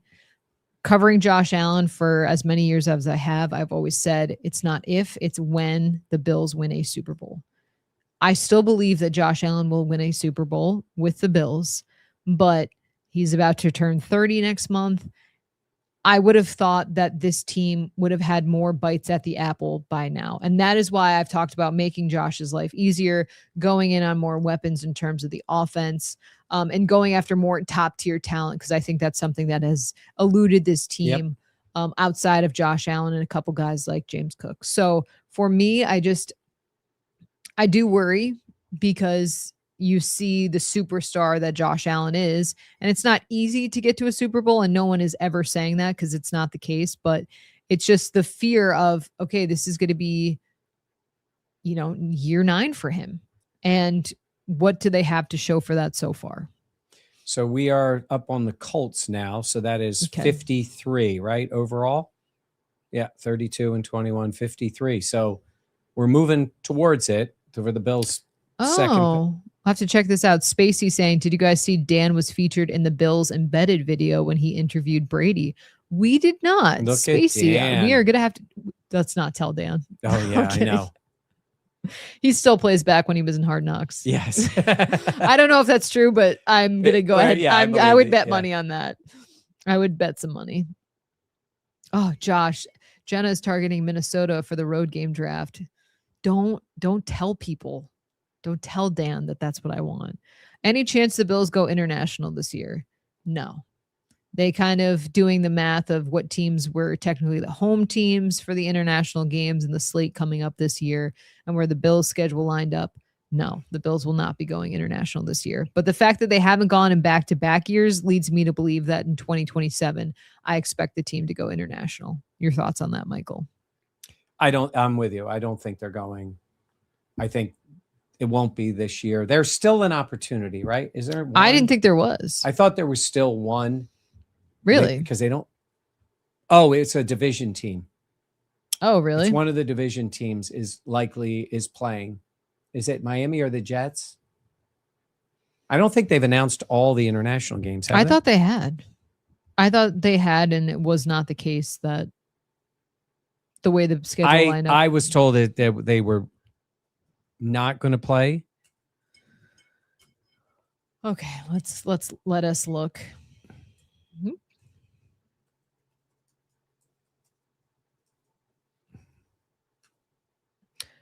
I mean, who knows? So it looks like I'm looking here and seeing San Francisco. They don't play San Francisco. They don't play Dallas. What's the matter? Sorry, comment. Oh, no. I can't read it.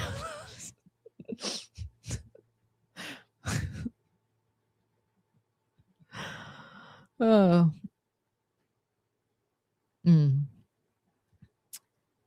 That is funny. Okay. Yeah.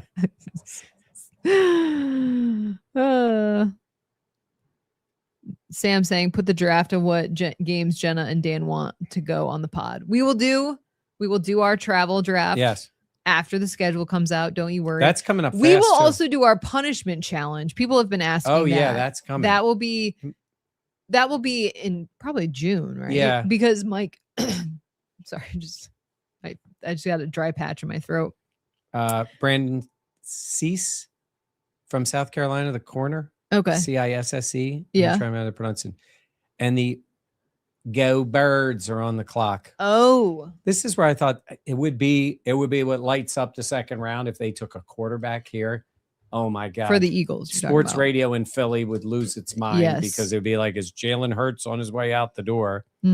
But so we're at 54 overall. We are closing in. The Vikings took Cincinnati linebacker Jay Goldday. Yeah, like him a lot. Yeah, I liked him a lot too.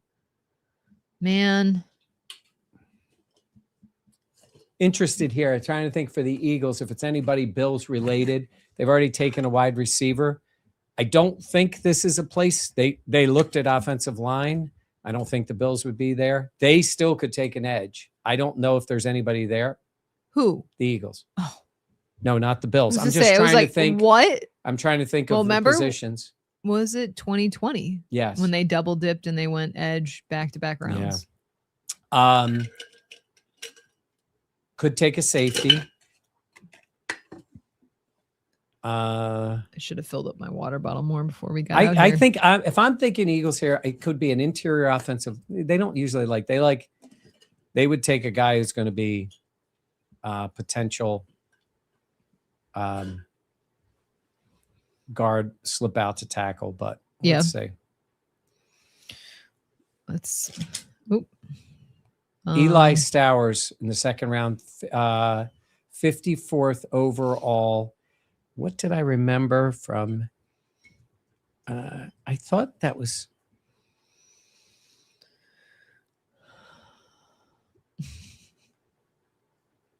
Yeah, he's a tight end. I knew they were going to draft a tight end.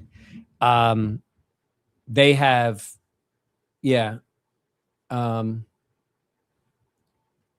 He's 6'4", 239.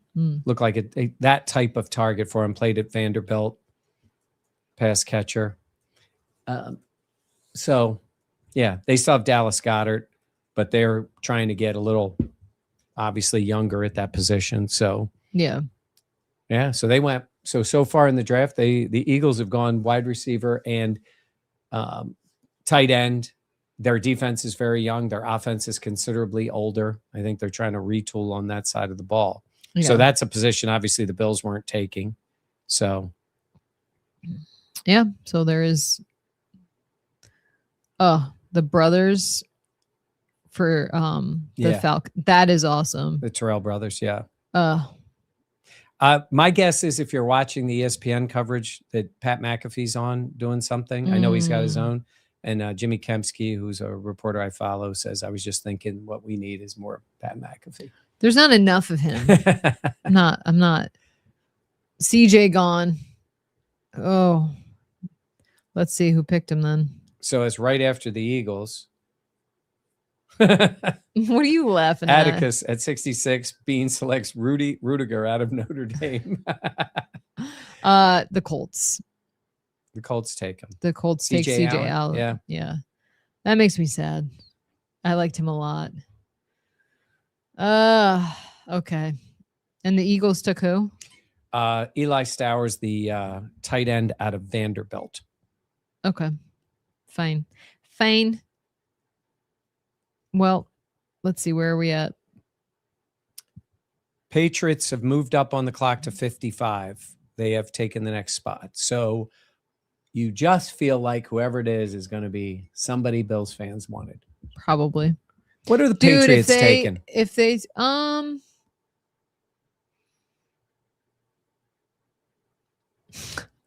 I think they could be taking a corner here. LOL. Yeah, okay, so they have Gonzalez. Yeah. And they have what about are they going to take Emmanuel McNeil-Warren? Oh, that would bug me. That would actually bug me. Oh, the Patriots have selected a new head coach. How about that? No, that's funny. That's a joke. That's funny. Yeah, it was a trade by the Chargers with the Chargers. So they moved up from 63 to 55. They gave up 131 and 202. John saying Gail saying Mike cover up those ankles. That's not nice. Really? Too much skin showing. Okay. God. There was a good question that I'm trying to find it back in the chat asking Jose saying, what was the last player the Bills took you were excited about from all your pre-draft research? I just saw Mike Giardi say Gabe Jacobs, Illinois. Oh, edge, I like him. But I don't know if that means he's going to New England. Oh, I do like him.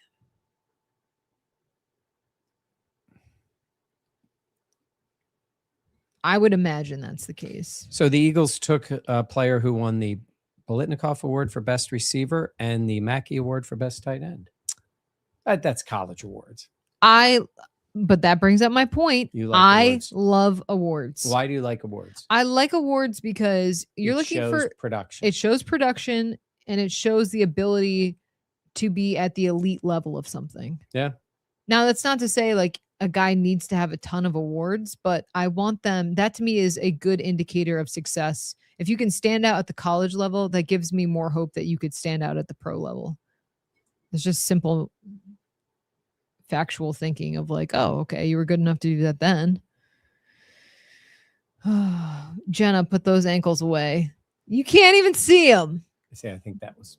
I know. It was bring you on the team. It was ankle team. I do have cankles. Really? I swear I do. Yeah, it's kind of a joke in my family. Yeah. There's nothing you can do about it. I'm packing compression socks for grease. You know when you see like a dog, like a golden retriever that has like cankles, it's nothing you can do. It's all good. That's funny. We're the trust tree, right? It's fine. All right. I'm really curious as to what the Patriots did. Man, it's the Amerks are still winning 2-0. Good for them. I'm impressed. Andrew saying, can we just sim the rest of the draft? Dude, I get it. Put it on auto draft. I get it, man. I want to know. I just want a yes or no in the comments. If we could put the Bills on auto draft right now, would you do it? Yes or no? I just want to know. Because I've done that. I did that in my league. I was at Penn State for a football game in an RV trying to get Wi-Fi to draft my players. Finally, I told my brother, I said, just put it on auto draft. I won the league. That's amazing. Yes. Oh yes, my God. Yes. They're all yes. That's amazing. Also, Soup saying they're not cankles. They're just ankles plus. That is amazing. That is good. Oh, I love it. Also, oh my God, yeah, the chat is going nuts. That's really funny. Yes. Giving the Patriots. Oh draft. my God, gosh. yeah. Oh These my are gosh. funny. The chat is hilarious tonight. Yeah. It's a little bit of I will say it's not quite gallows humor. You know what gallows humor Yes, is? yeah. Okay. So not quite that, but like we have waited now. And we knew it was going to be into the third round. They only had the one pick, and it just happened to be a little later. I don't think it's the type of pick that has energized the fan base. Yes, agreed. agreed. It's I believe if it's a feeling of, what did the kids say? Mid? Yeah. Right? Mhm. You know?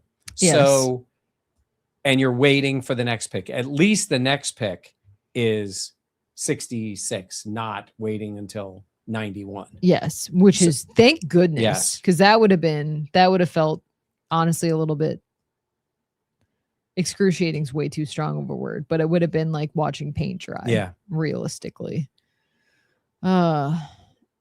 Dan would have drafted 7 wide receivers. He would have been a popular man. That is funny. Oh my gosh. William saying thanks, Mike and Jenna, for taking the time to do this live stream. Appreciate. Hope you guys have a great weekend. Yes to auto draft. Well, thank you, William. That's very nice. Honestly, we have a lot of fun with these. They are a good time. So it's fun to be able to spend the time with you all. And yeah, we really appreciate it because I know there's a lot of coverage you can get for the draft. So thank you for tuning in. It means a lot. Yeah, because you guys know us, and you know we are going to give you the information. And you know, I really have tried to not be overly critical before we know a whole story. Like this young man that they've picked. Mm-hmm. Okay, we haven't met him, haven't talked to him, haven't watched him individually on the field. Yeah, haven't seen him even in drill, anything to make a real evaluation. He's had success in college football at an ACC level, high level. Question is, how does it translate? How quickly does it translate? And what did they see in this guy? That's what I always look for. My expectations are different. When I see an undrafted free agent out on the field, I'm always looking, going, if he does anything that looks like he belongs there, it gets my attention. Yeah. When I see, I'm not saying I'm looking for finished product in the first rookie camp, but you just know how certain people you want to move. see the spark. Yeah. You want to see that. Ooh, that guy looks different. Yeah. That guy, like, you want to see something. And sometimes it's hard to exactly nail down what it is, but there's a lot of talk on TV like, oh, that person has it. Yes. And it is, you can't always exactly identify, but you know it when you see it. Jonathan Grenard to the Eagles in exchange for a 3rd round pick tonight and a 3rd round pick next year. Eagles reached an agreement on a 4-year, $100 million deal. Now the Eagles, I do believe, next year should be getting an additional 3rd because of the massive deal that from the Dolphins, pass rusher, Jalen Phillips.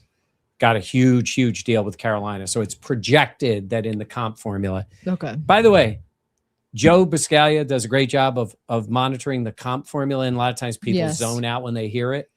But it's the idea of when you lose players, can you get the draft compensation?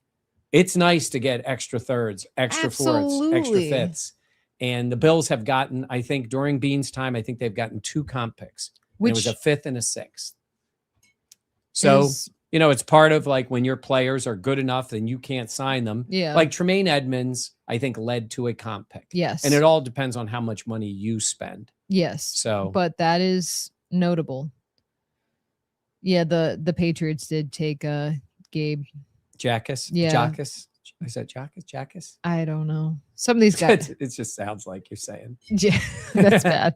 Yeah, that's my daughters always laugh. That's that phrase. You know which one I'm saying is one of my favorites. Oh yeah, and they laugh. That is from Happy Gilmore.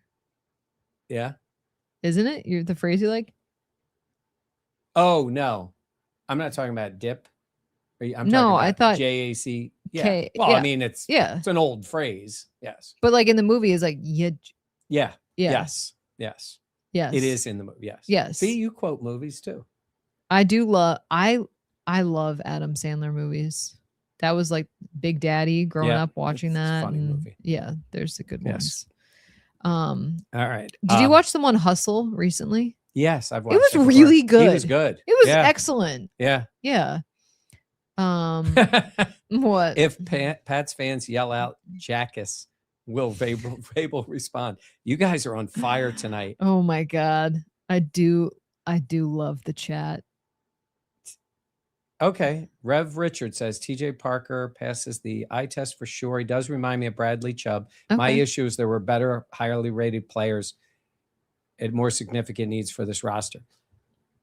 You could certainly make that evaluation. Now, here is the thing, though. I have to keep going back to this. Deion Walker, they drafted. They drafted TJ Sanders. I'm talking about interior alignment. I'm not talking about space-eating defensive tackles, nose guards. And they did draft Dwayne Carter in the 3rd round, and then he did get hurt. I think there is a point where they have invested. That is a 2. What is that? A 2, a 3, and a 4. Mm-hmm. And these guys are young. So yes. And you'd like to see that there is there's upside. also veterans still out there. Yeah. By the way, has DJ Reader signed with anybody? I thought he did. And then I didn't. And then I was like, I don't think it was official. I don't think he did in terms of that type of player. Giants expected to sign him. That has been out there. But I don't know. For a visit, but nothing official. He's a big dude. He is a big dude. Yeah, Dan is just tweeting. Dan is not here, but Dan is tweeting. That means Dan will be in shortly. Howie season. So they gave up their, I think, yes, 3rd rounder this year. So Jack said, if the Bills don't win the Super Bowl this year, I will retaliate by watching again next year, just like I always do. That's very funny. Mike Giardi about the Gabe Jackus. Yeah. Jackus. I'm going to say Jackus. And an NFL linebacker coach told him, awesome motor, violent, heavy hands, needs to improve awareness. Okay. I don't think he's going to get that from the coaching staff. Akis. I just looked it up. It's Gabe Akis. Needs to improve awareness. I don't think the coach is going to help him with that. I'm sorry. We're telling a lot of. That's okay. That's right. He deserves them. Wow. $50 million guaranteed on that Grenard deal. Damn. Pass rushers. Woo. Sale asking, do? who are we taking at 66? Jags take who? I'm taking Chris Bell. The tight end. Nate. I have some of these names I really struggle with. Who, the Jags? Yeah. We're on pick 57, so that's good. Bears are on the clock. The Bills will be at 66 if all things stay pat. Let's see. Guys that I still like that are out there. It's a good question. Let me look at my notes. By the way, Adam Schefter sometimes tweets a little bit like Magic Johnson. 1,000%. He just says facts. Yes. And you're like, okay, bruh. Yeah. The team just put that out. Yes. I'm not picking on Adam What Schefter. about Anthony Hill Jr.? Is he still out there? Linebacker? I think so. Yeah, he's still available. They go linebacker. I could see that. Let me see my other notes. Who else? You guys are going to get mad when I say Emmanuel McNeil Warren. Why have people? No, let me tell you something. I just First think of all, people if you don't. get that kid, and then AJ Halsey. If you get that kid anytime now. What about Colton Hood, the corner? He went to the Giants. Did? Yep. Oh, I missed that. Yeah, I liked him too. God, I hate when the Giants and the Cowboys do good things. Or the Patriots. I like Michael Dolphins. Taffy too. Safety out of Texas. Taffy is a lousy candy. It is. That just threw me so off guard. It is. When somebody says the word taffy, you don't think of that weird, sticky, terrible candy. I don't like taffy either. Yeah. That's just so funny. By the way, speaking of candy, we were at the Sabres game. They got a whole array of candy. They do. I went to the game the other night. I told Jenna I ate like my 4-year-old granddaughter. I had candy, popcorn, and Diet Coke. Diet Coke. Well, she doesn't probably drink Diet Coke. Diet Coke, and I had pizza rolls. Dude, I love pizza. I never had a pizza roll until I moved to Western New York. I didn't know what they were. Yeah. They hit so hard. They're so good. What? The 66 pick, the Bills select Jake Stonehouse, punter, Syracuse. They are going to pick him today. Not today, in the draft. They will. We got good value. It is a position of need, Michael. Yeah. Mike is candy code for Labatt. That is very funny. That is very funny. No. We would have Bud Light sponsor. By the way, White Claw? some people were commenting on White Claw the other day. White Claw is a sponsor of the Buffalo Plus YouTube channel. Yes. Just like Bud Light is a sponsor. And Yes. Connors and Ferris. We have a bunch of sponsors. Yes. And Yeah. pizza. Picasso's. That's our pizza place. Nailed there it. we go. Nailed it. Yes. Yes. Best candy is sweet tarts. What are you laughing at? Jason's comment. I'm not going to repeat it. Yeah, we can't read that one. Andrew, not yes, Picasso's, not the other one. Not the other one. The other not so famous one. Yeah. Yes, my wide receiver, Chris Bell, is on the board. Now, we don't like that other pizza. We have our brand. Also, I want to mention we also have a golf pro on the show. Yes. Brian Jacobs is our golf pro. Which is awesome. Golf pro to the stars, meaning Bills players. And he's going to Yes. come on the pod one day, and we're going to talk about Bills players in the game of golf. Which is awesome. Yeah. How Very. many of them play? How many of them he's coached? Yeah. Helping me with my game. Working on that grip, Brian. Yeah. Going to get Jenna in there. She's going to be a 5 I'm handicap coachable. soon. I'm coachable. I am coachable. But you know me. I'm going to golf for 9 holes and I'm going to go get lunch. That is true. 18 is too much. That's too much for me. That's a lot of golf for you. That's a lot of golf for me. Oh, our new kitchen table is supposed to be here on Sunday. What if you traded your second round pick and your guy, like, I didn't even say it. It was who announced the Bills pick? Who announced the Bills pick? Yeah, it was I don't know. I'm watching. No, the second round pick. What do you mean? Who- Oh. Which Bills player? It was I thought it was it's going to be in the chat in like 2 seconds. Yeah, someone tell us in the chat who it was. I wasn't watching. Shane Conlon, that's right. Yes. Penn State linebacker. Thank you, Todd. Thank you. We appreciate right that. away. Yeah. If they somehow traded for AJ Brown, it's fascinating. You mentioned that about AJ Brown because, there's thought is that it's a done deal. He's going to the Patriots. Mm-hmm. And then you think, well, the Rams didn't get a receiver when they thought they were going to get one.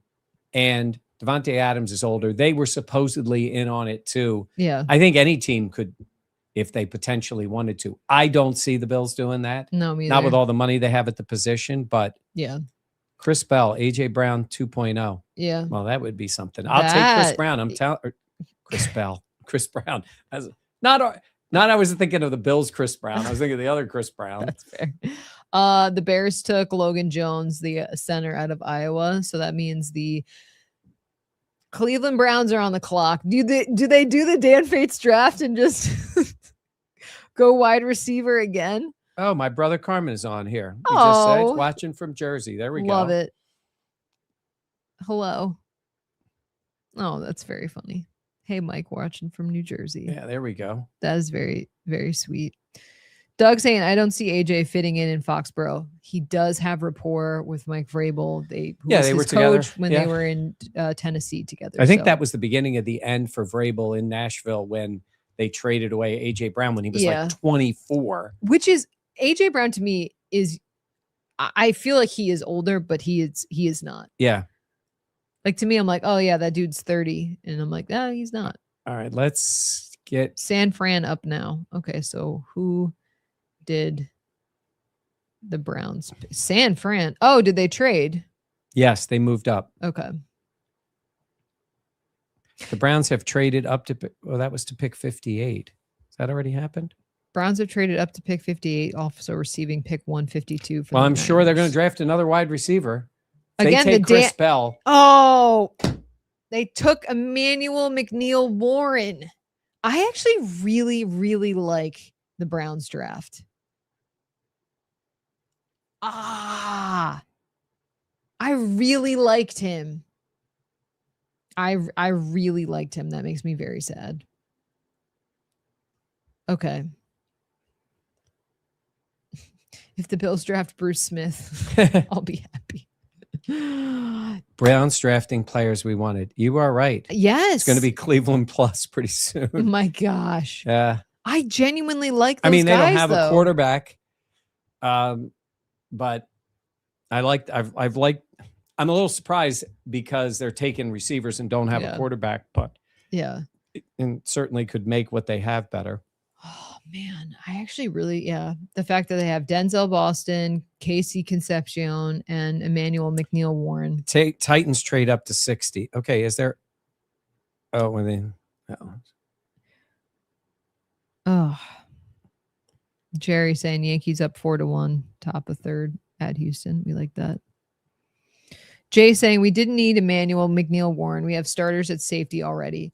Yes, but we've talked about it a bunch. CJ Gardner-Johnson, it is a 1-year contract. He also was on 17 different teams. Well, he was last on season. 7 teams in 7 years. Yeah, so 3 it's teams. And not exactly the long-term solution. Yes, there. he's a good player. I think you're going to like him. I think it's going to be a wild ride with CJ, but I don't think he's a long-term player. And I think you bring in a quality, younger safety that long-term could pair with Cole Bishop. I think it's a great move. Jose asking, have the Bills drafted a player you were hyped for? It's a great question. I mean, I did like the Ed Oliver pick when they initially when they made that pick. That was at 9 overall. I was hyped when they picked Greg Rousseau, mostly because I picked them picking Greg Rousseau, so that was pretty rad. I like when they got James Cook where they did in the second round. Mm-hmm. I'm just thinking I'm trying to think who else. Like a draft night was actually excited for.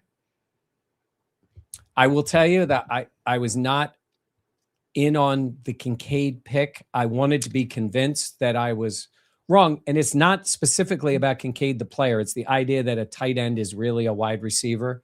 That's I didn't like the Kincaid pick. It's not really a honestly, I haven't really liked their first round picks as of recently. I didn't really like Kincaid. I didn't really love Elam either. It didn't feel like Elam was a good scheme Max Hairston. I was just surprised that the physical attributes of Max was not what normally fits. Yes, and he's just, I always question whether his body could handle the physicality of the NFL. And then when they picked Keon, which was not a first round pick, but it was their first pick in the second round, I didn't really like him either. That's not to say that these guys haven't benefited their roster. I'm just saying my initial like knee jerk reactions of it was not. Yeah.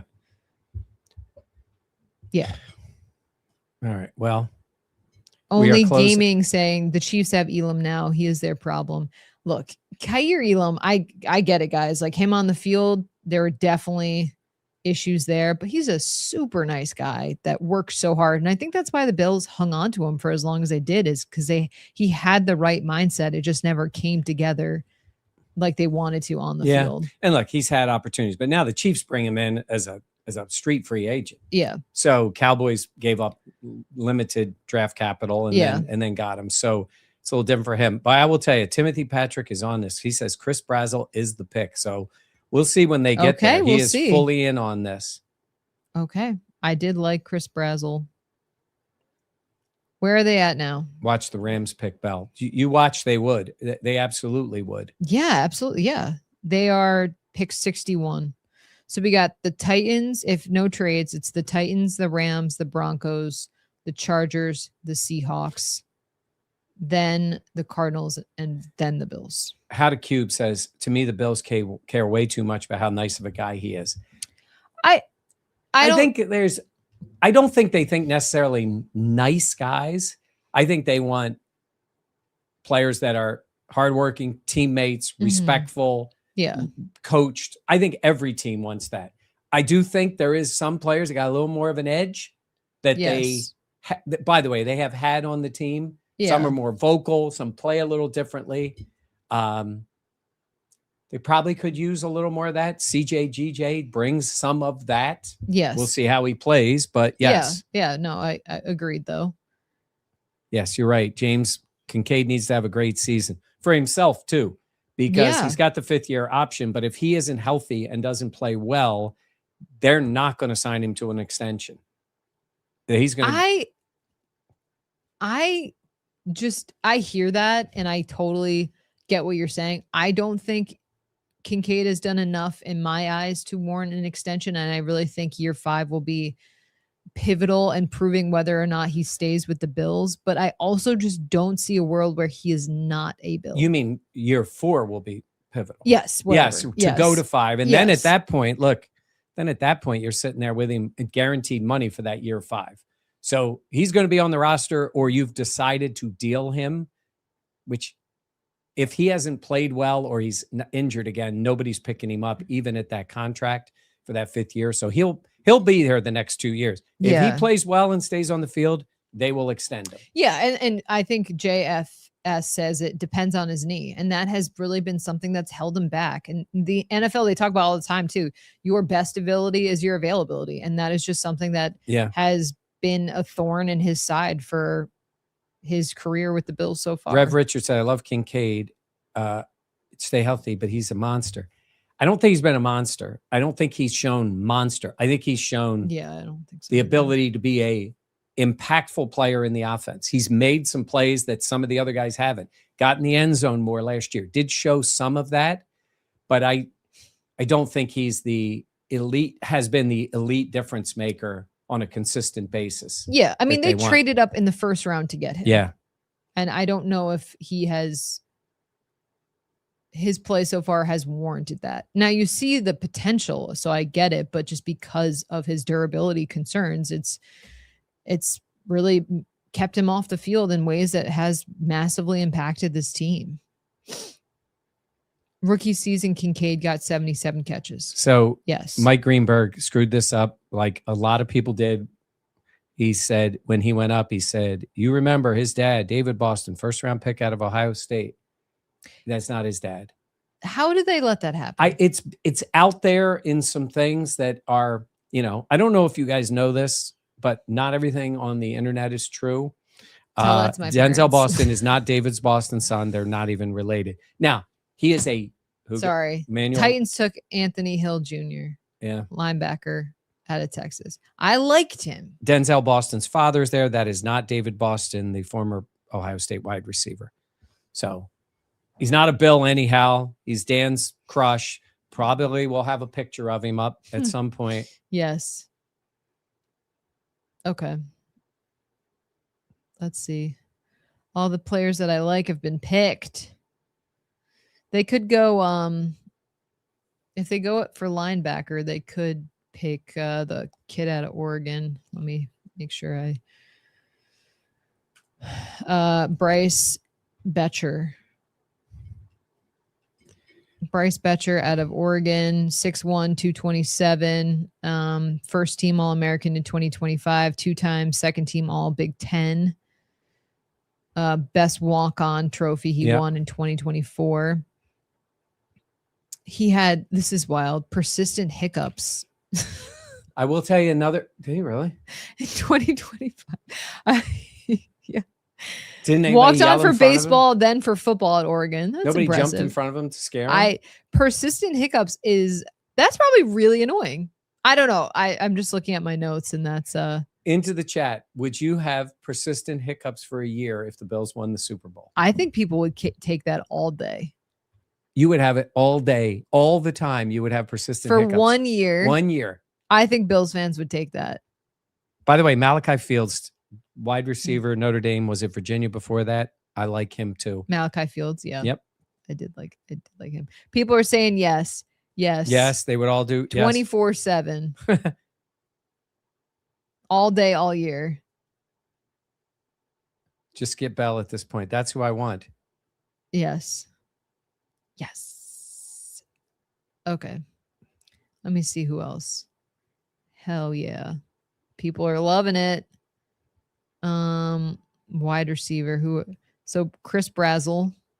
Yeah. There's Elijah Surratt. Antonio Williams, I like too.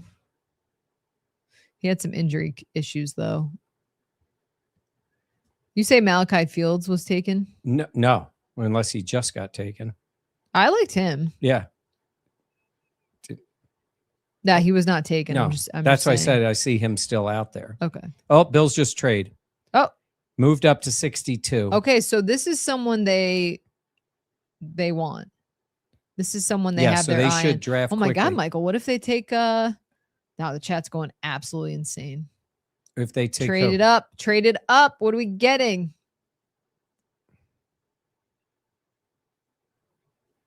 I mean, it could be linebacker, it could be defensive tackle, it could be wide receiver.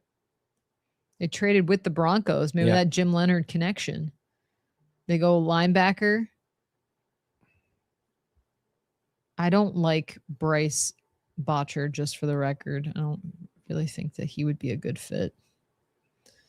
Deontay Lawson. So the Bills gave up, they swapped spots and they gave up 182. Mm-hmm. Okay. So it's a I think relatively. Dan is actually walking in right now, if I had to imagine. I just heard the door. He will come. He'll barge in. Okay, what are we at? It is fun to feel like the there he is. They're ready to pick, Daniel. They just traded up. Yeah, they traded up. Hello. What are they going with? Ted Hurst on the board? Ted Hurst is on the board. That Do would like make my Ted draft Hurst. right now. Well, first of all, I like Chris Bell. So Yes. If they went wide receiver. this should be a relatively quick pick. Yes. Welcome back, Daniel. Thank you. They could go AJ Halsey, the safety, or Michael Taffy, also another safety who I liked. Linebacker. Perfect timing, Dan. Dan is crying about Boston still, ? Bobby asks. It's funny. I've never been. People more wonder if jealous you're of moving. Cleveland. Yeah, you're moving to Cleveland. Yeah, They said we're going to do Cleveland Plus now. Yeah, it's I've pretty never good. been more upset. I've never been jealous of Cleveland before, and now I feel like I am slightly jealous of Cleveland. So Okay. Bills are on the clock. The pick is in. the suspense. I know. It's more about, to me, it's more about right now. I'm just trying to think what position they have. Honestly, they could go in a bunch of different directions. Chris Bell would fit right here. Oh, God, I thought you were saying it. No. Mike Giardi had the last one. A corner. No. Ohio State. Davison. Benison.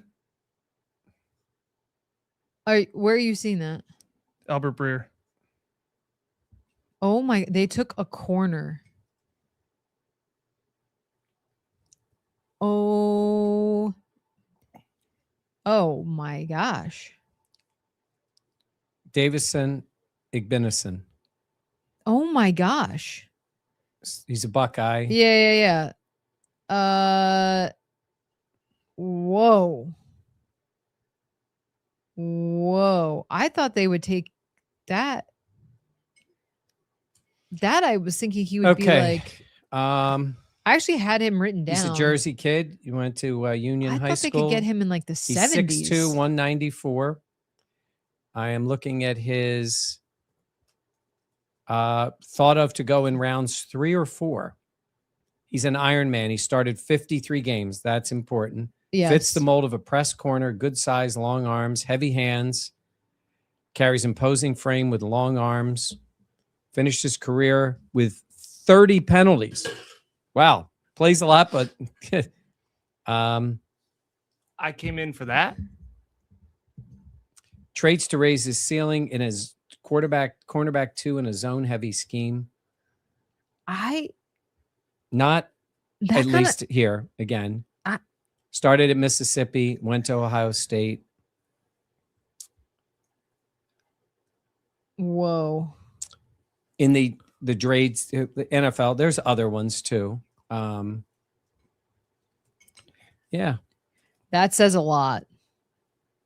That the Bills picking a corner. I know you're going to say they need. No, that's not what I'm saying. I'm saying they have now selected 2 players. In the second round, a player that was thought of to be more of a third round pick, and in the third round, a player that was thought of to be, well, third or fourth round. Like looking at my mocks and stuff, like he was going to go pick 79. Yeah. Need a minute?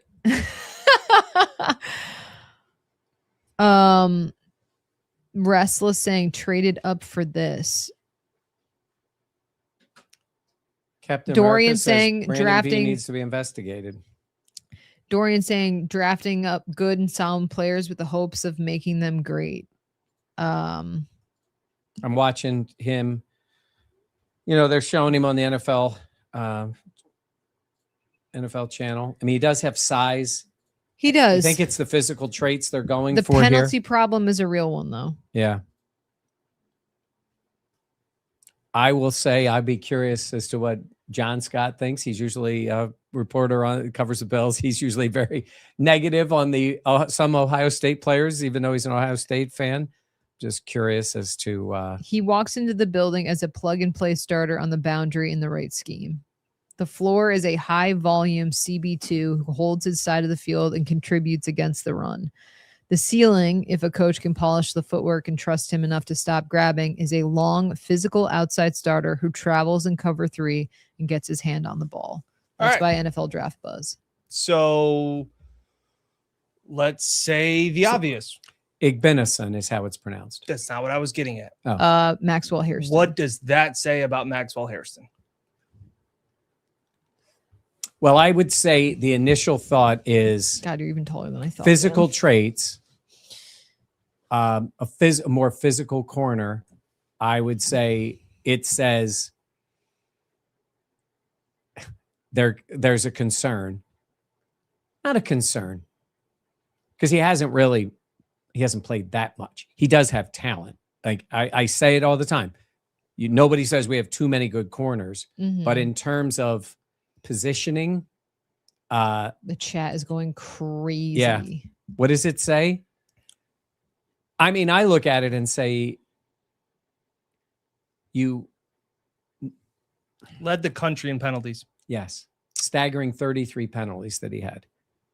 Some of that is, I mean, obviously a lot of that is technique. It gives me a shades of Kyer.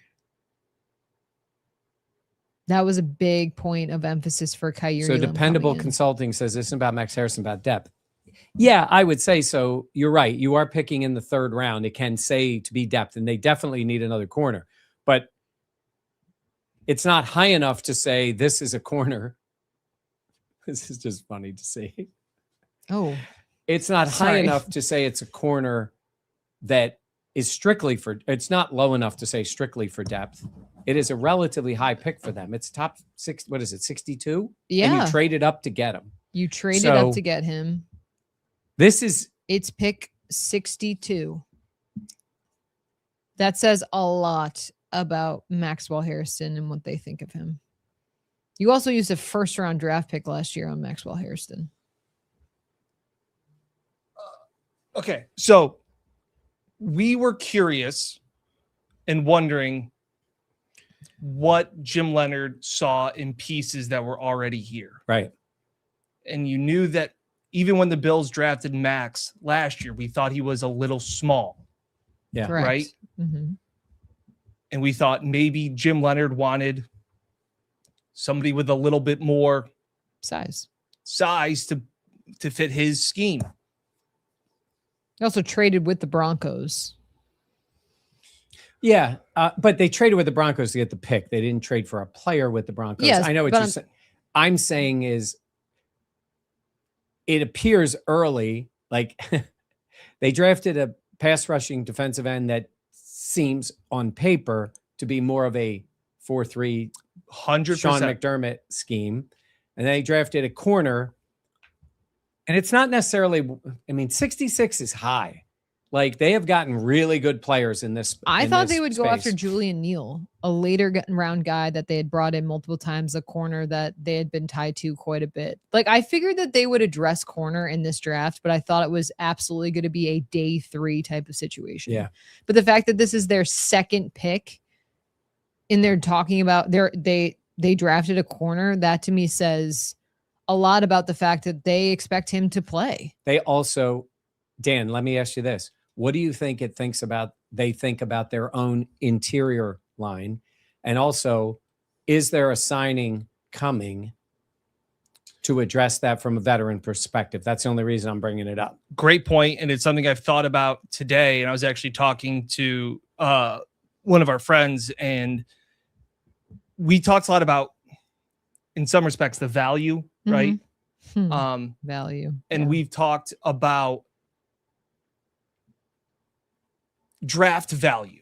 Right. Okay. So premium picks, we're talking day 1, day 2. They're valuable picks. Yeah. You can find, and we've talked about it before, nose tackles. Yeah. To play the 30% of the snaps in the free agent market relatively cheap. Yeah. That's what they've done. They have pieced it together, that interior defensive line. I see where you're going. So it was a with little this. bit of, do you want to spend High draft capital on a position that on third down, he's not going to be on the field? Right? Yeah. Okay. So like if you play the scheme, it's going to be Rousseau, Chubb, Ed Oliver, whatever your linebacker formation is going to be. So you're going to take Deion Walker off the field because you want to put in this defensive tackle that you think could be a run stopping guy. So that it goes back to what I've said about wide receiver and corner, like piecing together a defense. You can do that pretty cheaply in the free agent market. You can find a starting corner for $5 million a year that can be your CB3 or some value. It was kind of that same thing with defensive tackle. So it was. Steve says Bean is drafting at the Dollar Tree. Could have at least been at the Dollar General. Gregory Wright saying CBS graded Ibn a C+. As the pick or as a player? I don't know. Yeah. Okay. So I said about early grades. Yeah. And it's again. No, yes. I'm not saying this. I'm going to ask people, where are you on not just the positions? Because look at it. It is corner. Edge, I think we thought they were drafting an edge. Corner, I said, don't count it out because they need another corner. I didn't think, I thought it was going to be a player that was more day 3 polished or go really early because it was like Terrell fell down and you're like, this guy maybe doesn't fit again what they're doing. So I think Dan's point is a real one on the long-term thoughts of Max.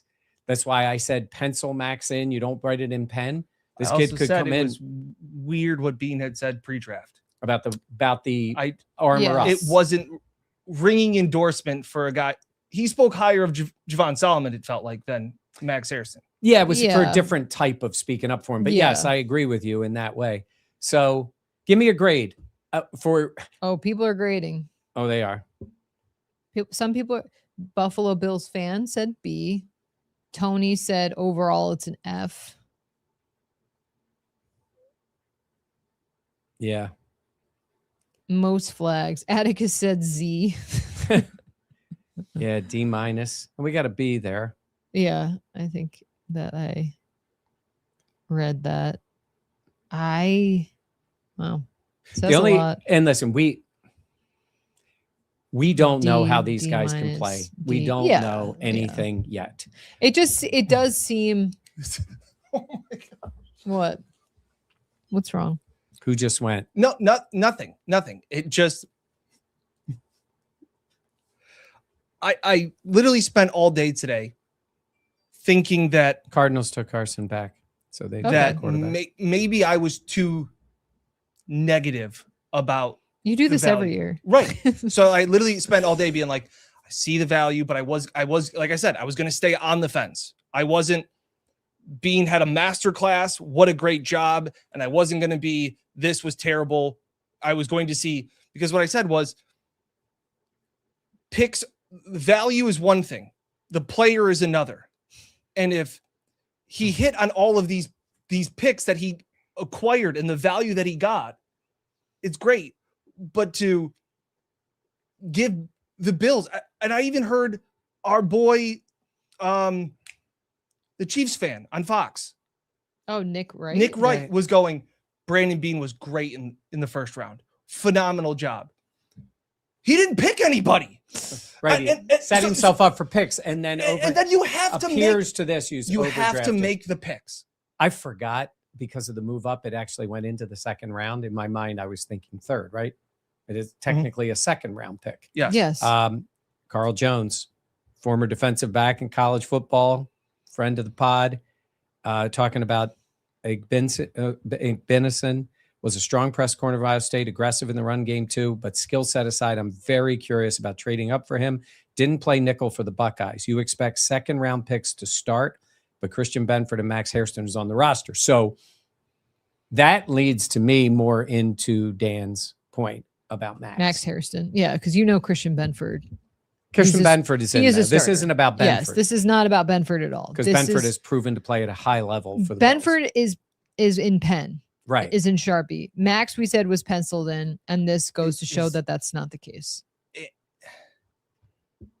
Max, I don't think slides to nickel. I don't think so either. You signed D. Alford. Yes. No, none of those guys play nickel. Yeah.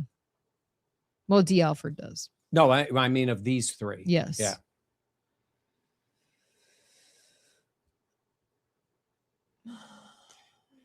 Well, I do feel real concerns about the flags.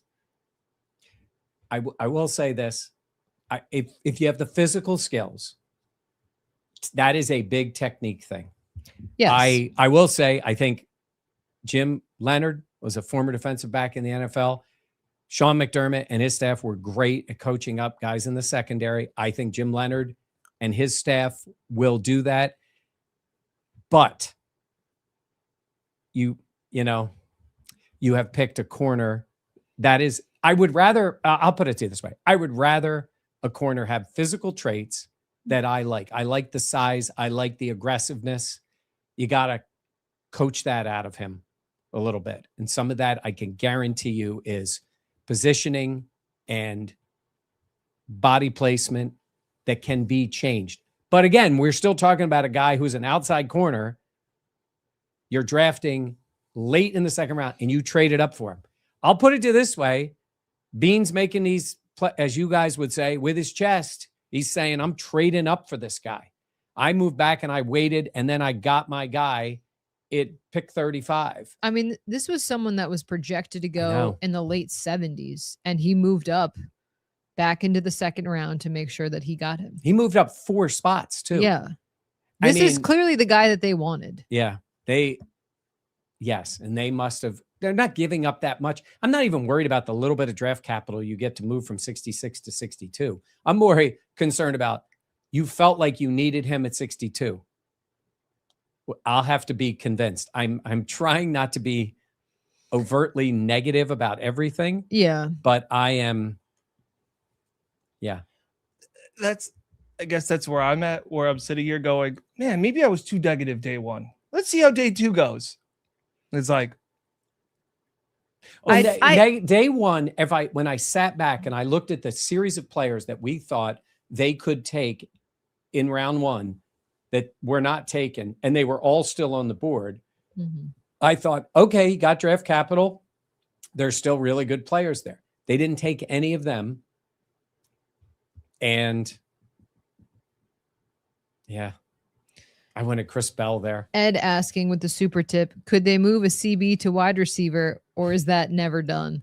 Yeah, that's that's guys that can maybe take some snaps there. You've seen the very elite players do it. The Bills actually had George. Oh my God, why am I drawing a blank? He switched. He used to be a wide receiver and he went to oh my God.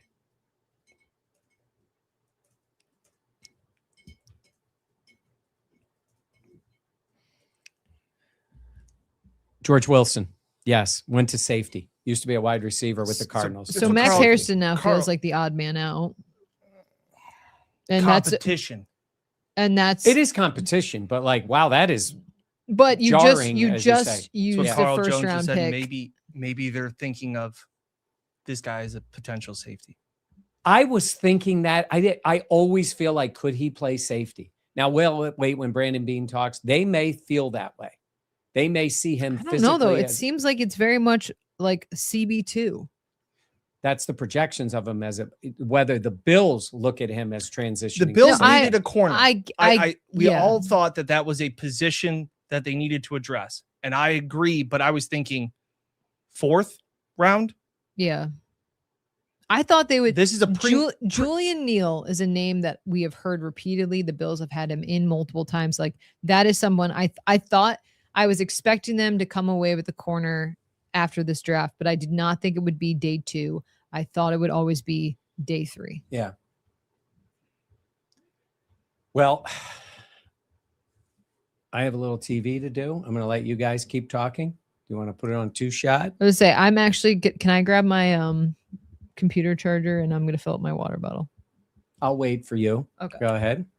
Do you need any help, Michael? Nope. Yeah, maybe in a minute, but yeah, you go ahead. There goes Jenna Oh my god. with her outfit. Spent all day picking out the fit. Dan, I keep saying I'm trying not to be overtly negative.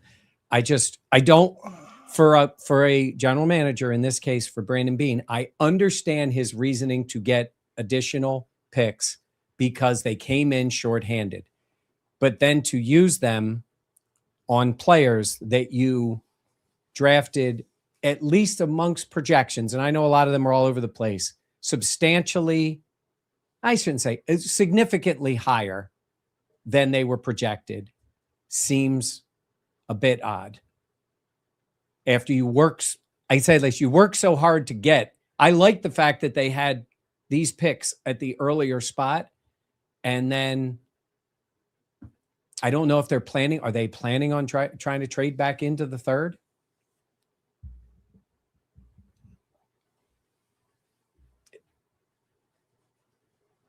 What? That's what's going through my head. It's just what? Yeah. Just trying to make sense of. I thought there were, the Terrell was up there when they took, Parker. Like if you wanted a corner, I think there were better corners available. And if you wanted this guy, I think you could have waited. And that was one of the things where people were like, that's the one thing I respect about Howie, bleeping Howie, is that he makes picks with his chest. Yeah. And he's aggressive. And he goes, this guy gets me excited in my cojones, and I'm going to go up and get the guy. And so they went into the draft with extra capital, traded up in the 1st, got Lemon, got their tight end in the 2nd, traded a 3rd because they have an extra one next year, got Grenard, signed him to the deal. And now I'm going to tell you, they're probably going to draft a quarterback for the future.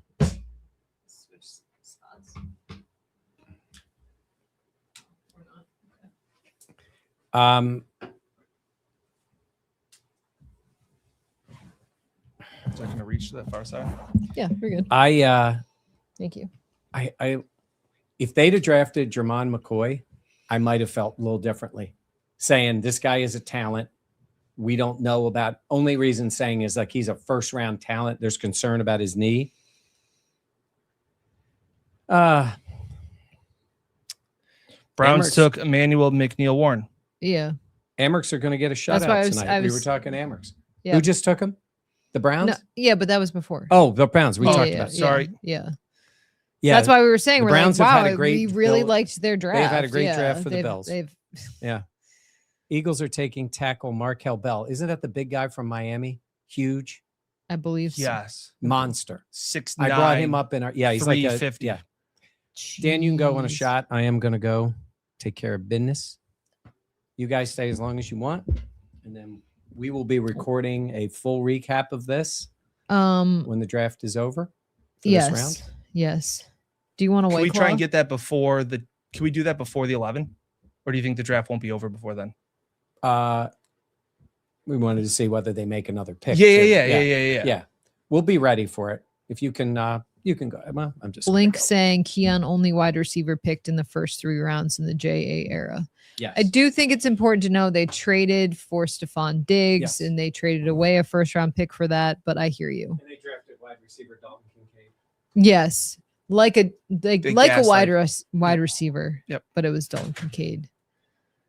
How are you doing? Been better. I do feel like this has been an interesting night so far. I was not expecting a cornerback this early on. I figured that people are saying like, what is, because I had tweeted out just, so what does this say about Max Harrison? Am I the only one thinking that? I'm fully aware that a team has never had too many good cornerbacks, as we've talked about. People are saying, well, this maybe says more about Dorian Strong and where he is in his neck recovery. Yeah. But Dorian Strong he started the one game, showed good flashes. Yeah. But again, it's a premium pick. And like, I'll say it. I would rather have a different position of a higher need for this team, whether that be linebacker, whether that be wide receiver, and have Trey White coming back. I hear that. And run the secondary back. I know it's a little bit inflated, but the number 1 pass defense in the league. Yeah. And bring back Trey, Max, and Benford. You filling the safety. This one's tough. And again, saying that Bean was the masterclass, it's like there weren't any picks. You had to see what he was going to do with the picks before. And again, I'm not even going. I know we will give our thoughts on how the Bills did on Saturday, kind of wrapping things up. Sponsored by White Claw. Mm-hmm. But we all said like draft grades right after the post-draft grades are dumber than mock drafts and more annoying. We'll know in 2 to 3 years what the draft class is.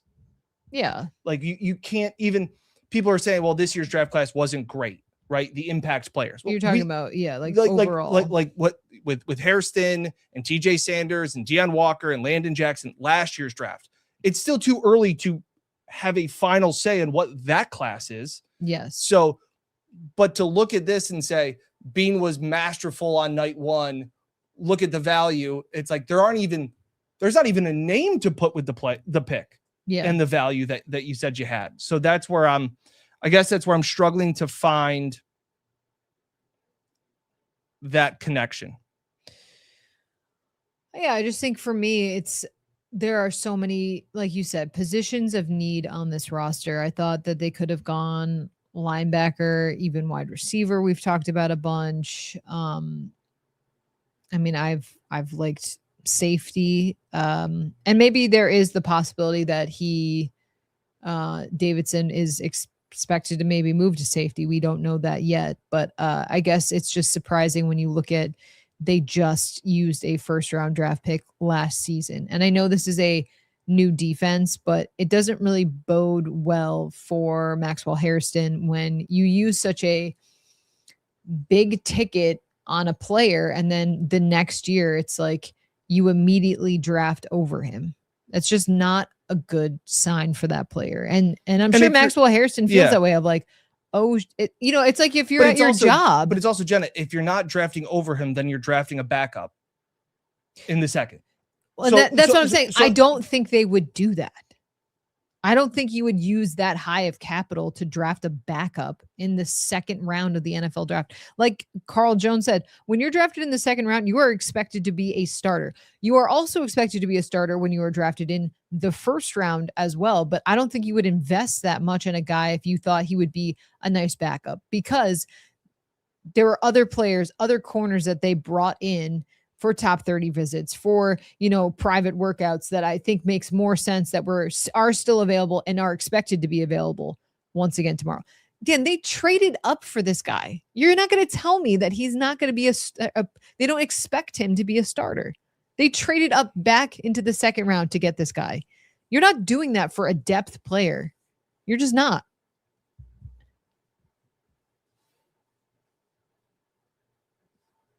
And maybe this is, hey, last year it was a different defense, and this year it's changed, and they need someone that is bigger, more physical, that can follow and put up with the strength of an NFL schedule and the physicality that comes with it. That could be what's at showcased right now, but I just think you're not trading up to get a guy that you're like, well, he might play. He might be in the rotation. Like, no, that would be bad business. Yeah, I think either trying to make sense of it either way, like trying to play one way or the other, it seems bad. Either you're drafting over your first round pick from a year ago, or you're drafting using premium capital in the second round for a third corner, which you could find very cheaply and cost effectively on the open market. Correct. So neither one feels great. Yes. Johnny with a super tip saying, is this Leonard creating his defense? Tom saying, Jenna, what is the top 3 reasons Buffalo lost to Denver? Well, I'll start with the 5 turnovers. Yeah, we'll start with there. That seems like a pretty good place to start as well. Yeah, of course, there's going to be injuries throughout a season. People are saying, well, if Christian Benford gets injured, yes, I understand that. But you can get a corner 3, like you're talking about, a veteran guy for a lot cheaper, or a guy that's later on in the draft. You got Dane Jackson. Dane Jackson was a 7th round draft pick. Like, if that's your... Yeah. I'm saying you also had Jamarcus Ingram, who was a serviceable player. But yes. We know what happened there. Yes. Again, you can't have too many corners. I know we've said that a bunch. I don't get it. Answer saying we don't have a nickel, guys. D. Alford is the nickel. Yep. And even if you didn't have D. Alford, Max or this guy are not nickels. Yes. So D. Alford or not, these guys don't check the box for. My man Leota says more about Benford. Leonard needs man corners. I don't know. I don't agree with that. I think that Benford has shown that he has. Benford's traveled. Benford's covered and just been one-on-one with top receivers and has held his own. Again, is Christian Benford a top 5 corner in the league? No. Is he top 10? Yeah, I'd say so. Joshua saying vibes are first half versus Baltimore low. That's very fair. Okay, yeah. Brandon Bean is set to address the media. Okay, so that to me says that he is done. They're done picking. Wait, when did he say when? I'm assuming it's the end of this round. I'd be pretty shocked if it is right now. He's talking right now. Oh, wow. Okay. That's surprising. Maybe it's quick. Eagles taking Markel Bell, offensive tackle out of Miami. Being on decision, trading back 3 times yesterday. It's from Catherine Fitzgerald. The quote is, we didn't have a heavy number of first-round grades, so once we saw the last player come off the board that we had a first-round grade on, we started getting more aggressive with calls. That to me says Casey Concepcion. Concepcion. Yeah.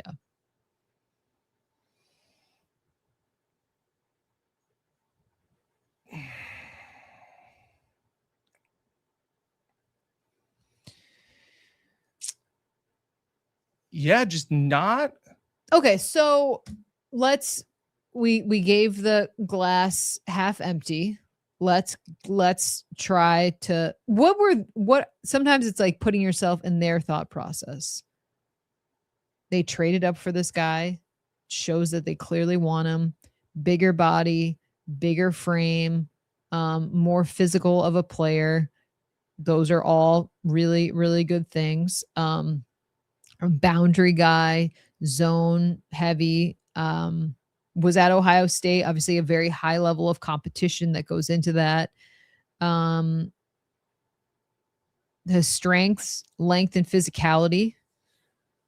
Attacks the catch point with active hands. We love that. Forces receivers to finish through contact. He had 2 interceptions in 2025.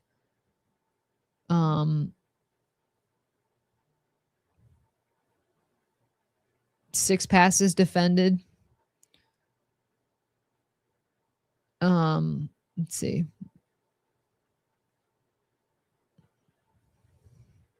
Durability is a real selling point. 53 straight starts across 2 SEC and Big Ten programs. That is a feather in the cap. Brandon Bean says he doesn't anticipate a trade back in tonight, but won't rule it out. Okay. Penalty count fell from 12 in 2024 to 4 in 2025, showing the coaching is sticking. That's fair. That is important.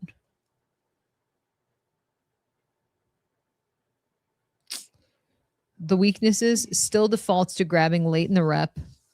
Wore oven mitts in practice to curb it. That is just funny. You know who else? Dan.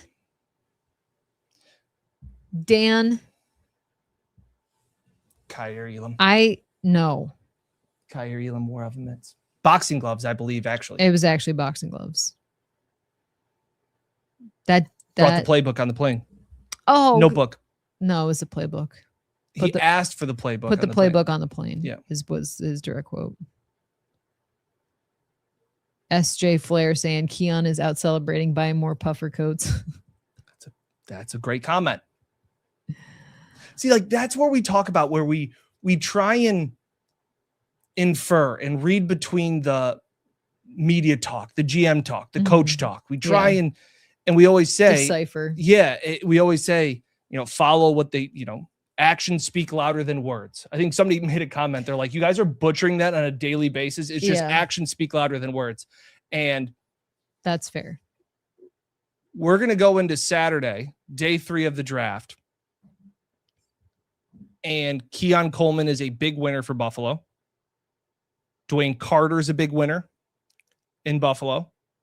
Like that, guys that are currently on the roster. And it's not good for Maxwell Hairston.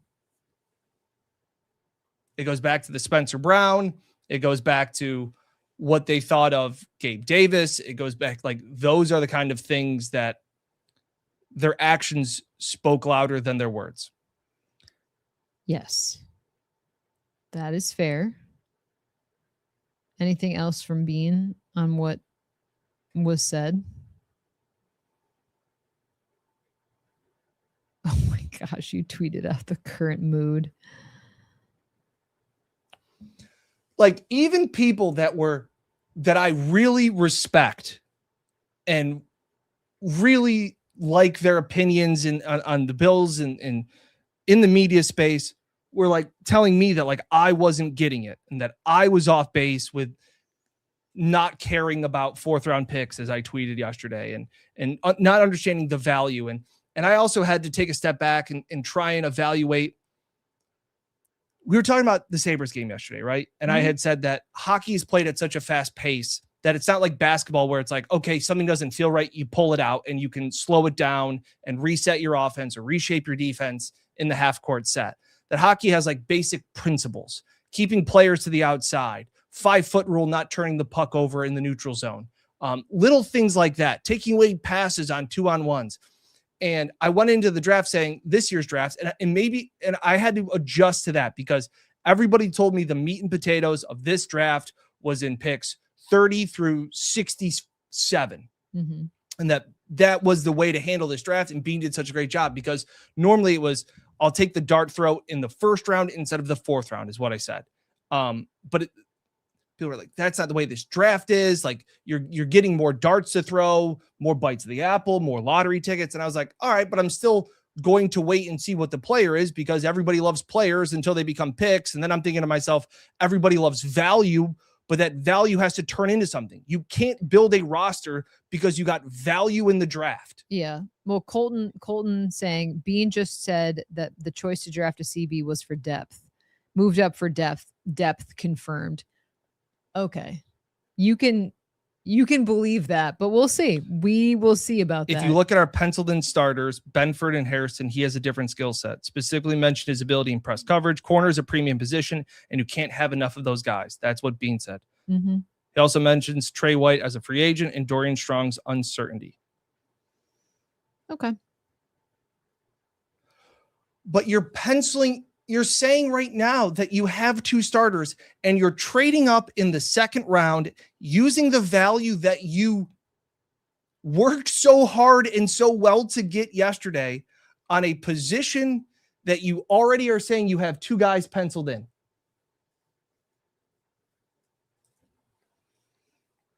I hear you.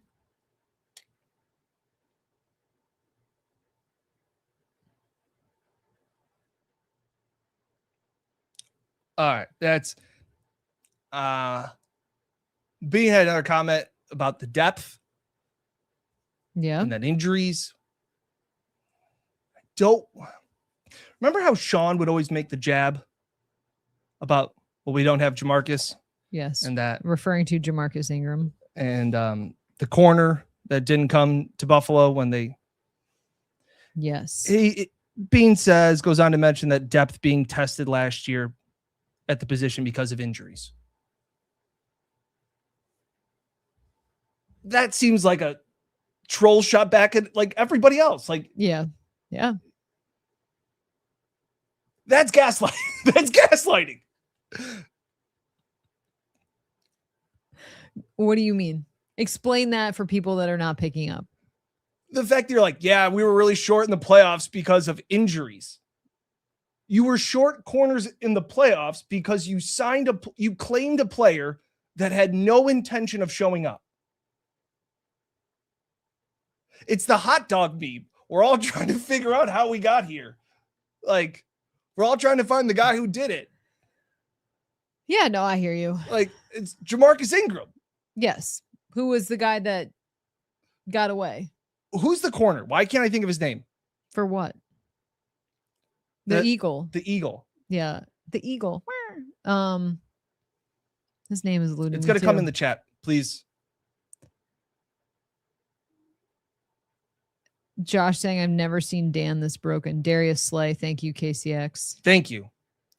Like, he's sitting there like, yeah, we had to play Dane Jackson because of injuries.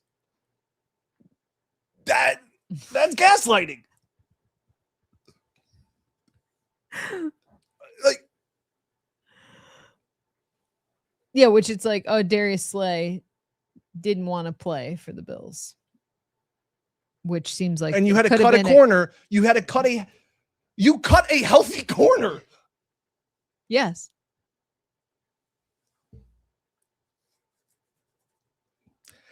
I was too worked up after round 1. Dan, be calm. Have a new perspective heading into day 2.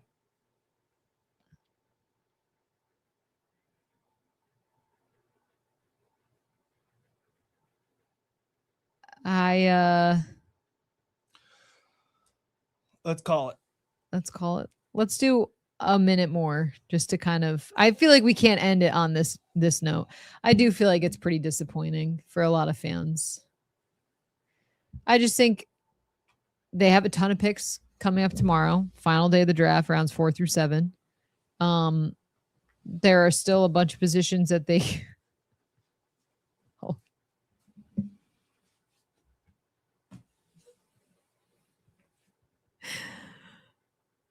You really were made for TV. Like, you love this shit.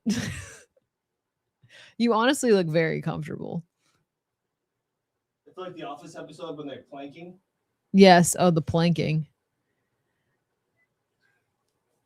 A lot of people are laughing. Someone said Dan died. That's bad. Yeah. Okay, so today the Bills did make picks. They picked TJ Parker up at 35, edge rusher. So they added that. They also added Ohio State corner, Davidson, Obinosun, press man. So it is a different skill set than Maxwell Hairston. And we shall see. Tomorrow they have a whole bunch of picks. So that is something. Oh yeah, people are saying not really a corner was needed. You're one injury away from this. Talking about Dane Jackson in there. Dane Jackson was playing because they got rid of Jamarcus Ingram. And Darius Slay was never going to play for the Bills. Yeah. This isn't a Dane Jackson problem. Exactly. I know. I agree. I hear that 1,000%.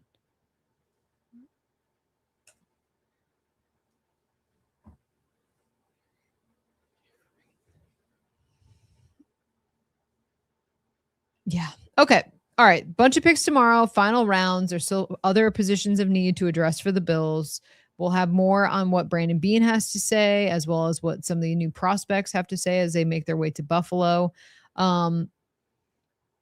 There's going to be players. Hey, they could still draft a wide receiver. Would love that. I love Malik Benson, the wide receiver out of Oregon. I think that is someone that could definitely be an added benefit for Buffalo. I'm trying to think of some of the other guys that would be nice pickups. I really thought they were going to draft Julian Neal. I really, really thought that. Skylar Bell is still out there. I know that's someone that people have been interested in. Caleb Proctor, defensive tackle. Landon Robinson, a defensive tackle. Yeah, there's other players that I think could be a nice addition to the Bills. Michael Taffy, another safety. I really like him. Actually. Bell and Big Citrus, Chris Bell. Yeah, that would be pretty. Big Citrus would be great. And that's still available. So there are still ways for the Bills to maybe get fans back on board by tomorrow. The draft will start at noon. Again, it's rounds 4 through 7. So, and we'll also have tomorrow coming up our post-draft wrap-up presented by White Claw. We'll have that posted for you guys after the draft is done, kind of recapping what the Bills did, how they addressed their needs, our comments, our concerns, our thoughts on it. You can find that on the Buffalo Plus YouTube channel. Thank you for spending your time with us tonight. Mike and Dan, myself, we had a lot of fun. Over thousands of 1,000 people most of the time watching this, so it was pretty cool. Yeah. Okay. Yeah. Maybe time for some White Claws. So, all right. Anything else you want to say? Restless said Dan is so freaking quiet. Yeah. PB model saying, I don't think they're focusing on those big names, so expect the unexpected. That is very fair. A lot of the guys that I really liked did not seem to be of interest to Buffalo. So Kendrick saying night, Jenna and Dan.